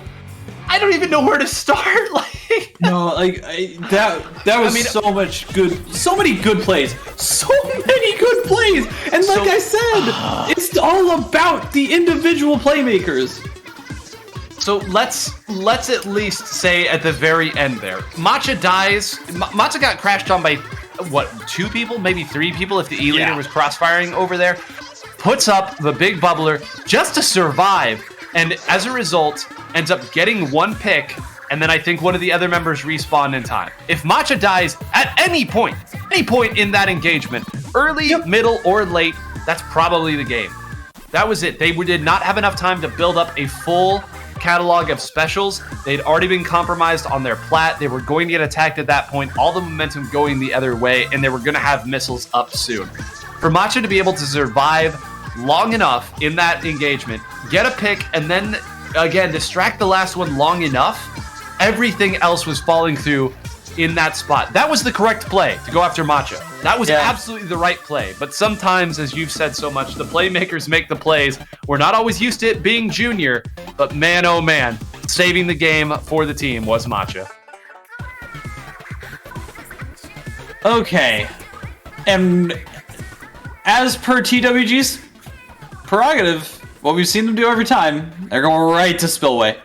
Right to Undertow. I don't think that... I love Ochampa, but I don't think they win this. I don't. They're gonna have to show us something that nobody else has been able to, which is how in the world do you beat this team on this type of map? The only time that we saw another team come close was a team that also had a number of dualies on it. It was just they were just gonna fight it out here, fight over and over and over, and eventually the skill level and the precision won out. But yeah, we're not gonna see that here. We're going back to the tried and true comps. And Cha-Cha, what are you going to have here, buddy? Last time that you played against this comp, it did not go so well, and that was on a more open map. What's it going to look like when you're playing into the teeth of what they're trying to do? Switching off of leader to go with the Ink Vac instead, and I think it's really fascinating. I don't see exactly why. Maybe they just wanted to... Maybe they really want to just slow them down, but I feel like dualies do a good job at dancing around that because they still have access to their dodge rolls. Gonna be one going down here on the side of TWG. Ku trying to dance around the middle of this map on that power position. Not gonna be able to stay there for too much longer, but is gonna have the crab online. They're dancing around is Hanta in the middle of the base of Ochapa, but I don't think that it was the right play. Finally, we see Mika able to take one down, but it's scraps all over the place. And 9, I think TWG isn't gonna come out on top of this one. No, that pick onto Cha-Cha was really important there. I think there was an opportunity if Macho had collapsed a little bit sooner to do that. You know, one thing I completely forgot about as Takechi's gone after this is this does have another lethal bomb, so maybe this is the avenue that they're trying to go with here, figuring that it's necessary, and of course the main weapon can still hit shots onto Ku. An incredible shot on Ku, who is very, very close to another crab tank. Instead now, Mike up here at the top, trying to create some room. That's a lot of people lined up together, but they don't have a ton of chip damage to really take advantage of it. That's another one going down, a second one going down as the timer continues to tick away. Ooh, end up by getting caught out here. Is gonna try and dance around and use this crab. Is he wearing like special charge up or something? That crab lasted so long and he was using it so effectively. They're gonna try and dodge around, but that Ink Vac shot is able to take down Hanta. And one more crazy shot from Takechi! And that is going to be everything! They're gonna start this hold, and it looks like Ochapa finally might have found their win. I mean, goodness gracious, and they know that the other two are up there. Everyone's firing up that way saying, bombs, please, just hit this side and we're fine. Mike's gonna go after the zone here to try to neutralize it. This is where they've pivoted so often off of that play, off of there. They get one down, they're jumping in, trying to make a play. Can Takechi hit a shot? Does hit one. They're still firing. They haven't neutralized with 10 seconds left. They have to dive and try to make a play, but the machine makes its presence felt. Now Ku is on the other side fighting. Hanta's in. Macha gets it. It's a wipeout. And finally, TWG has been defeated on Undertow Spillway. Unbelievable plays. So Cha-Cha, I thought was going to make an insane moment there at the end of that game. Flanking right around, crab tank. People didn't see it coming, but it was called out. And it didn't even matter. Cha-Cha went down.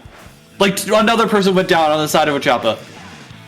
And then they still couldn't make the plays because of insane shots from Takechi and the impressive stability of Rasuku, who we haven't been paying too much attention to, but that player has been making so much progress with that machine to make everything gel together. Holy cow.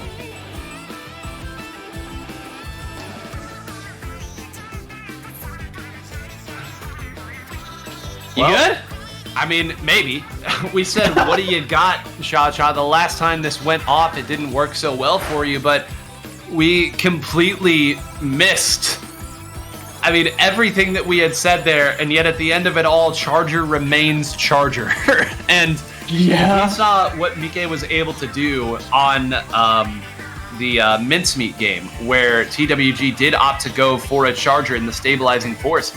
That time they had switched it back so that Fujiwara Ryosuke was on the heavy Splatling, and we know what the relationship is between the Charger and the Splatling. You give up some to get some, and when Takechi hit that incredible shot with the Ink Vac there to stabilize a little bit on that side, then drop back and immediately hit the shot on Ryosuke, you just got the sense that the entire match turned. That was the first real solid footing that TWG had at least grasped in that game, and Takechi shut it down with 2 shots. I mean, it's unbelievable, again, that these players are able to find these moments in the game, make the plays happen, and then still follow through with, I'm sure, 10 other incredible moments that we didn't even get to talk about. Right, exactly. There's so much to take in, and the replay codes should be up. The at Splatoon_zone Twitter should have the replay codes up relatively soon after the games. They did last time. People need to watch these sets in full from all the perspectives that they can to literally absorb this game. This is going to be so important for people to study. I'm so ready to VOD review these sets. We're going to see Wahoo World as the counter pick. I'm expecting Mike to go Charger here, and I'm expecting Takeshi to go back to E-Leader. I'm so ready for the traditional comp, the traditional core, to become standard again. I am so ready. I mean, this is great, and these teams, again, you're not seeing, with the exception of maybe a junior, you're not seeing a ton of crossover between these two teams. They have come in with the strategy that they like, the teams that they like. Yes, I mean, it's a junior on zones. You're going to see it a lot, but look at this. You've got ink brushes, dualies of all kinds, a machine, one team opting to go with an E-Leader, the other with a Splatling here. There is variety and fun to be had for all ages as we move in here to what could be the final game here of Area Cup. TWG needing to find some answers quick. Did seem to find an answer, even though there was a whale and a Cha-Cha running at them. They were able to take down that Brush player who has been causing them so much pain and havoc. One ends up going down. Hansa trying to make some plays, not going to be able to do so. Booyah coming in. I think that they're just trying to poke it out, feel around, see what's happening, and then create an opening for that flank that we just barely saw. But it's going to get taken down. TWG all of a sudden has a foothold, and Hansa's not being able to get removed, at least not easily. Maybe, just maybe, they can take a good, strong position for a lockout, but it looks like they're just going to try and sit back, get jumps, and maybe just try and contest zone. Bubbler comes in at 9. I don't know if they have enough. Takeshi hits another crazy shot and then gets taken out by Fujiwara Ryosuke. Look at this, more firing here. And again, Fujiwara has an opportunity, saying, you've been talking about the wrong backline this entire set. Holding it down for the team. That's another, and I think immediately spotted out where the other shots were coming from too. Cha-Cha dives in, but is not going to have the range. Has to opt to move away, and it's now caught out and stuck. Has a whale, but how are you moving back in? Thankfully, they're able to get rid of Ponta to give Cha-Cha a little room. Now Fujiwara Ryosuke is saying, listen, there are plenty of backlines to be used here. It's not all E-Leaders and Chargers, my friend. Oh, baby, and they've got a chance to really prove it here. It has been impressive how mobile that Splatling has been. Even the line of a Charger laser. How able to just influence the map during using these impactful angles has been very impressive. Ku gonna end up going down, but there's a trade happening. Cha-Cha comes in and slides on into that bubbler and says, hey, this is my zone, you can't take that. And it's going to end up getting 2 down. TWG barely ends up capping that zone. It could have been a lot worse for them, but this is looking like there's a switch in the momentum for Ochappa. If Takeshi can hit this shot, not going to be able to.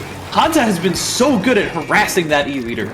Yeah, we saw what this, remember, it was almost like they figured out that this was a great match once they got taken here earlier by Hey Ho as a counter pick, and they were like, hey, you know, this actually works pretty good for us too, I guess. And they've got everybody spaced out. They know where Cha-Cha is. There's no crazy angle to take here. Might be able to slip down here, though, because of the resulting firefight. And now suddenly Cha-Cha has the opportunity to come in. Everyone firing that way, which is what Cha-Cha wants. Nobody firing at the zone. Did that give them enough time? Yes! It gave Takeshi enough time to move in and hit a crazy shot to move it. How's about another for Takeshi? Can it be 3? No, but the other member was there to clean it up. Another one! Never... Takeshi cannot be stopped. Takeshi really cannot be stopped. Check it. Absolutely insane Charger gameplay that we're seeing. If you want to learn, this is the time. Have your cake and eat it too, and especially for heavy Splatlings as well. Go ahead, take your pick. As long as you can make plays, you can make everything work.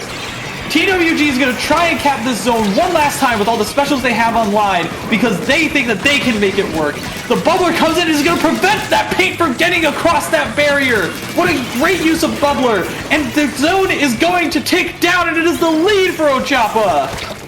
One last opportunity. They've got enough members. Ku coming in from that side. Matcha firing over the top. They've got the paint. They've got 3 on 4, so they should be able to take it with the big bubblers. Certainly they'll be able to take it. But what's the follow-up? They found Cha-Cha there. Where is Hanta moving? How are they moving up? Takechi waiting, saying, come on and charge me. I'll prove you wrong again. Meanwhile, Matcha moves up, and Hanta did move him. Takechi had to move all the way back. There's all this help, all this scrap over the top. Takechi hits the shot. Unbelievable. Right as the Reef Slider had started up.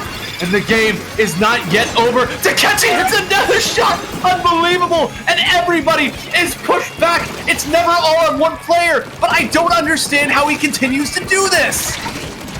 Try and use the bubbler, but it's too little too late. 20 seconds and not a lot of specials online. A Booyah Bomb, a flanking heavy splatling might be able to do the trick, but TWG is counting down quickly. They've got the charger down. Takechi is down, and they need to make a move in the zone. And the Crab Tank is trying to remove Cha-Cha. Can't make his shot, and Cha-Cha does go down. They finally have the chance to hold this, to actually make this thing happen. Can they do this, Nine? Here they are. Look at this. Hanta waiting. Where's Takechi's laser pointing? Hanta has the opportunity to break this game open. Gives up his position. Starts crossfiring there. We've got 10 seconds, folks. Ryosuke moved up in the right spot. That bubble way back, but it's going to protect the junior enough to paint.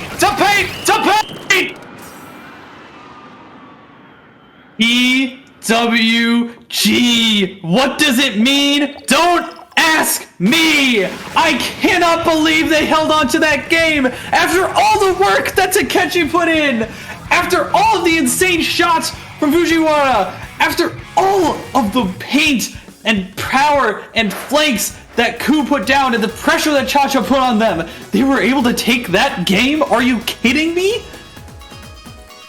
Folks, we as commentators are so terrified of saying that it's going to be a good grand finals, because so many times we have promised it and been treated to a 3-0 or a 3-1, the dirty 30 as it were. This I can say with absolute confidence and without even the slightest iota of embellishment is one of the best sets of Splatoon I've ever watched. For real. No, like, we've watched a lot of Splatoon. We've watched a lot. I'm 9 even more than me. That is bar none. This is bar none one of the best sets. Period. All time. Hands down. How long have you been commentating? I've just over almost 6 years now that this has been going on. Over the course of 3 games. 3 different Splatoon iterations, all with very different flavors. All over the world, all different modes, on all kinds of stages. I mean, it is unbelievable how hotly contested these are. These teams being able to adapt and figure things out midway through a game and then midway through a set. Individual plays, we've called out everybody's name with big moments, saving games over and over. And then we see people have saved games that they've lost. That's unbelievable. Yeah. That doesn't happen when you save a game, take it over, and still lose because the opponent just has that much more. And literally, there's so many levels. And the levels just keep building on top of one another, right? We started at a foundation 6 years ago, 7 years ago, and now we don't see it keep hitting that level every single time, right? But this is just a peg above. They've built on that foundation so much. After all the years of playing Splatoon 2, after all the missile spam and everything, people are trying to push this game to its full limits already, and it is beautiful. We're waiting here for the map, y'all. They are highlighted over Mahi Mahi Resort, which is Wait, really? We're doing it. After all of this, we're going to Mahi Mahi Resort for our last game here in Area Cup. Game 5 from 192 down to only 2. And we are finishing it up on Splat Zone's Mahi Mahi Resort. If they can make this an exciting and hotly contested map, it's all on the board, my friend. It's all on the board. Okay, listen. Mahi is the scrap fest. If there's a place to prove that you are the best player on this tournament, it is here. Because there is no hiding. You have to take engagements. You have to scrap. You have to try and work around the very sparse cover that is there to dodge around lasers. You need to be good mechanically if you want to be the best on this map and mode. And I love that this is the last game that we're gonna see. I'm so ready. The only one who hasn't readied up is Ku. And I think that he wants this. I don't think that we've highlighted how much these players have, want this title. This is theirs. This is, Ku wants this. Everybody wants, Takechi wants this. They've done well in area cups before, but this is the crown jewel. Game 5, Area Cup 77. Are you ready? Teams readied up. What do we got? They're going with what brought them here. And the same on the other side, folks. There's no shenanigans to be had. There's no double machine. They're simply coming in and saying, we have our best comp. This is our identity. Let's prove that we're right at the end of it all. And they really are going to go for it all. Hanta really trying making a first move here, but Fujiwara ends up taking down Takechi first thing, first blood, and it is the Splatling that is able to move quickly and go across that uninkable opponent and take down the back line. Look at this positioning. How do you remove this? I guess with the whale is a pretty good way to start out. It seems like everybody's kind of just slowly getting their footing, but it looks like after the water level is dropping after reaching 60, TWG is going to have to take their hold and try and break back in. Yeah, and this is scary too. As soon as both of the dualies went down, we didn't get to see exactly what it was. It gave Cha-Cha way too much space, and they very quickly moved up and took out that last member. And now Takechi has the opportunity to break this game open. This is a great line of sight. Knows that everybody is going to be coming from that way. But now Ku comes back with the special as well. Now again, more specials coming out here. The big bubbler giving them an opportunity to keep this hold. But Ku moves in, attacks, creates space. Nobody went down in all of that scrum. I'm sorry, are you kidding me? Now Cha-Cha has found his way behind. Fujiwara Ryosuke is gone. But all the while now Ku moving back through, gets another pick swimming through a zone that was completely the other color. It's unbelievable how these teams are able to make these decisions on the fly.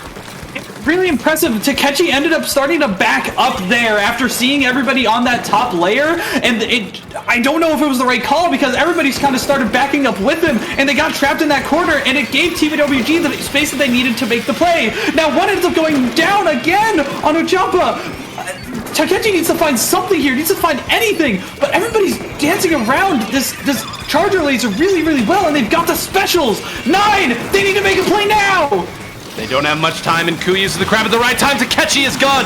Takechi is out of the way. Cha-Cha is gone now. They painted through that. Ku firing over this way. If they can get rid of Matcha, that will be it. The last source of attack that they have. Enough time might have passed that Cha-Cha could come back here. Matcha firing at the zone. The junior desperately trying to paint. Gets taken out by Ku. Cha-Cha moves in. They managed to get 3 down. How did Cha-Cha get back in time? Unbelievable. The game is not yet over. Not over yet. They've got a lot of stuff to work through, honestly, especially Hanta, especially Mike, who's sitting here on the zone uncontested and trying to get back this cap. They are able to at least keep them out for the time being, but Cha-Cha goes down once again. They keep trading blows, 9, and this is what I mean. They need to scrap. Takechi once again got the crab. Looking at Hanta. Yeah, you aren't getting 2 rolls out of the way, my friend. There we go. Ryosuke now down as well. Matcha sitting over here on the side. They're firing it up. Keep an eye on that timer, folks. 40 points going to tick down very quickly. Takechi once again in the same spot. They have needed Ku's crab to get in there. Ku once again doing it, and Hanta goes right with it as well. Now Cha-Cha totally caught off. You saw what they were waiting for that entire time. They knew that they needed the crab to push in, and as soon as the crab went, Hanta went right with it, following like you would normally with a laser on the E-leader. This has been their pushback. Right now, they're going to have probably one more chance. If they get wiped again, that's it. That is Hanta already down. That's a good start. Ku Sharking on the other side. Takes a shot off. Not able to clean it up in time. Might have given away his position too quickly. Here's a jump. You know it's Hanta. Is he going to get this pick? Not able to. Incredible movement here from Matcha to hold it off. The Big Bubbler's out. The Pain is going to come out as well. Another one down. That's both Big Bubblers out. Cha-Cha now gets taken down. Wait, they were able to jump in off of that. This might not be a take at all. They might have gotten everybody up in time. Matcha has to dance and live. Matcha has to live. There's only 5 ticks left. They need to get the paint down now, and they're able to do so, barely holding on every single time by the skin of their teeth, but there's only a minute left. Ku is able to dance around. They need to find a way to get Rasuka back into this game, or else it's not going to mean anything. Cha-Cha has to go down here, and so does Matsucha. They were up with no front line. They were moving up without their front line, and they end up going down. The physics are going to come out. He's going to try and make a play. He's actually going to try and make this thing work. There's a dualies that ends up going down, and maybe this is the opportunity that they need. Here comes the Booyah Bomb. Here comes everything. They need to make sure that everyone goes down here. This is the part where it matters. It's the lockout phase, right? Yes, they've cleaned it up here. Finally, this last one goes down. They're going to trade down one, but this is going to be a true lockout. We know what it is. Ku going to try to build the crab. Is Cha-Cha going to be able to get up there in time? The crab has always been the one thing that they've used to push back in. Keep an eye on the top, folks. This is it. This is your area cup, and here it comes. The crab, once again, they've already moved up with the crab, but Hanta goes down early on in the push. That's a down. Fujiwara Ryosuke is down. Mike, one is going to go down as well. Are they actually going to do this? Cha-Cha dancing around, prancing. They continue to paint the zone. Just a few more seconds. Hanta has one more opportunity. It's Cha-Cha behind them. That's going to be it. They're onto it, and it's going to be Ochappa once again. Holding on, coming back with the very end, with their backs against the wall, identifying it all in the waning moments. And folks, if that is not the way you want your Game 5 to go, at the end of the most stacked area cup of all time, at the start of a new game, you don't like this game, I'll be honest with you folks. One of the best sets of Splatoon ever played, and Ochappa are your area cup 77 victors. I cannot understate how important every single play that was made in that game was. Rasuka able to just tear things apart with taking down that Tetris every single time it got close. Cha-Cha coming in for the clutchest plays every single time, knowing exactly where to put the bombs, and same thing with Matcha. And then Takechi, who has been the star charger. This team was destined for greatness, and they've taken it. I see the hype in the chat. I see everyone. Thank you guys so much for being a part of this. There's so much. Splatoon is a beautiful game. Splatoon is beautiful, and I can't call it anything else. This game is meant to be enjoyed, and I want everyone to know that. Oh my god. I mean, I know we don't get a vote here, but if you give MVP of this tournament to anybody but Takechi, I mean, I don't know what more you want out of your E-leader than what Takechi was able to do over the course of this entire tournament and this set. Just unreal plays all throughout. I want to again note that we called out with exuberance every single member of both teams multiple times throughout that set. Everybody had a hero moment. And oftentimes when you get to this level of gameplay, you don't get hero moments. And it's even rarer when you get all 8 players with hero moments at the end of a gauntlet that they ran through. So often, by the end of the tournament, people are tired. People are jazzed. I would argue the highest level of play that we saw them do was in grand finals. You cannot ask for more from a tournament at this level with this type of competition, and we got to see every bit of it, folks. And everyone is saying Takechi's too good. The Tetras are too good. There's so many insane people that have been putting their eyes on this tournament because it is so important. Oh, this is I'm jittery. I'm jittery, Nine. I'm not even the one playing. Well, folks, as I let my breath recover here. I didn't even drink. I think 3/4 of the coffee that I poured myself this morning is still sitting in in its cup because it was not necessary. We got to see so many incredible sets here.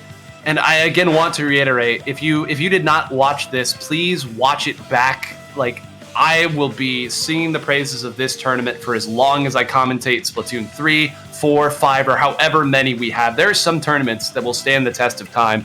And I don't mean to aggrandize this any more than I can, but like, I really don't know that I've ever seen a more complete and exciting tournament of high-level play from one to the other. I mean, we've seen intense sets before at the end that have gone back and forth, but it's been teams that have kind of played the same maps a couple times, you know, going with some gimmicks at some points, maybe some different strategies, but to see the variety and breadth of weapons that we saw, with teams willing to go double backline at times, to go triple machine at times, to go double dualies. We even saw triple dualies on one set. We saw Gluga dualies in one set. We've seen everything that you could want in a tournament here at the start of a game's lifespan at Area Cup 77. And I again want to reiterate that if we saw you on screen, you made it out of the hardest pools ever.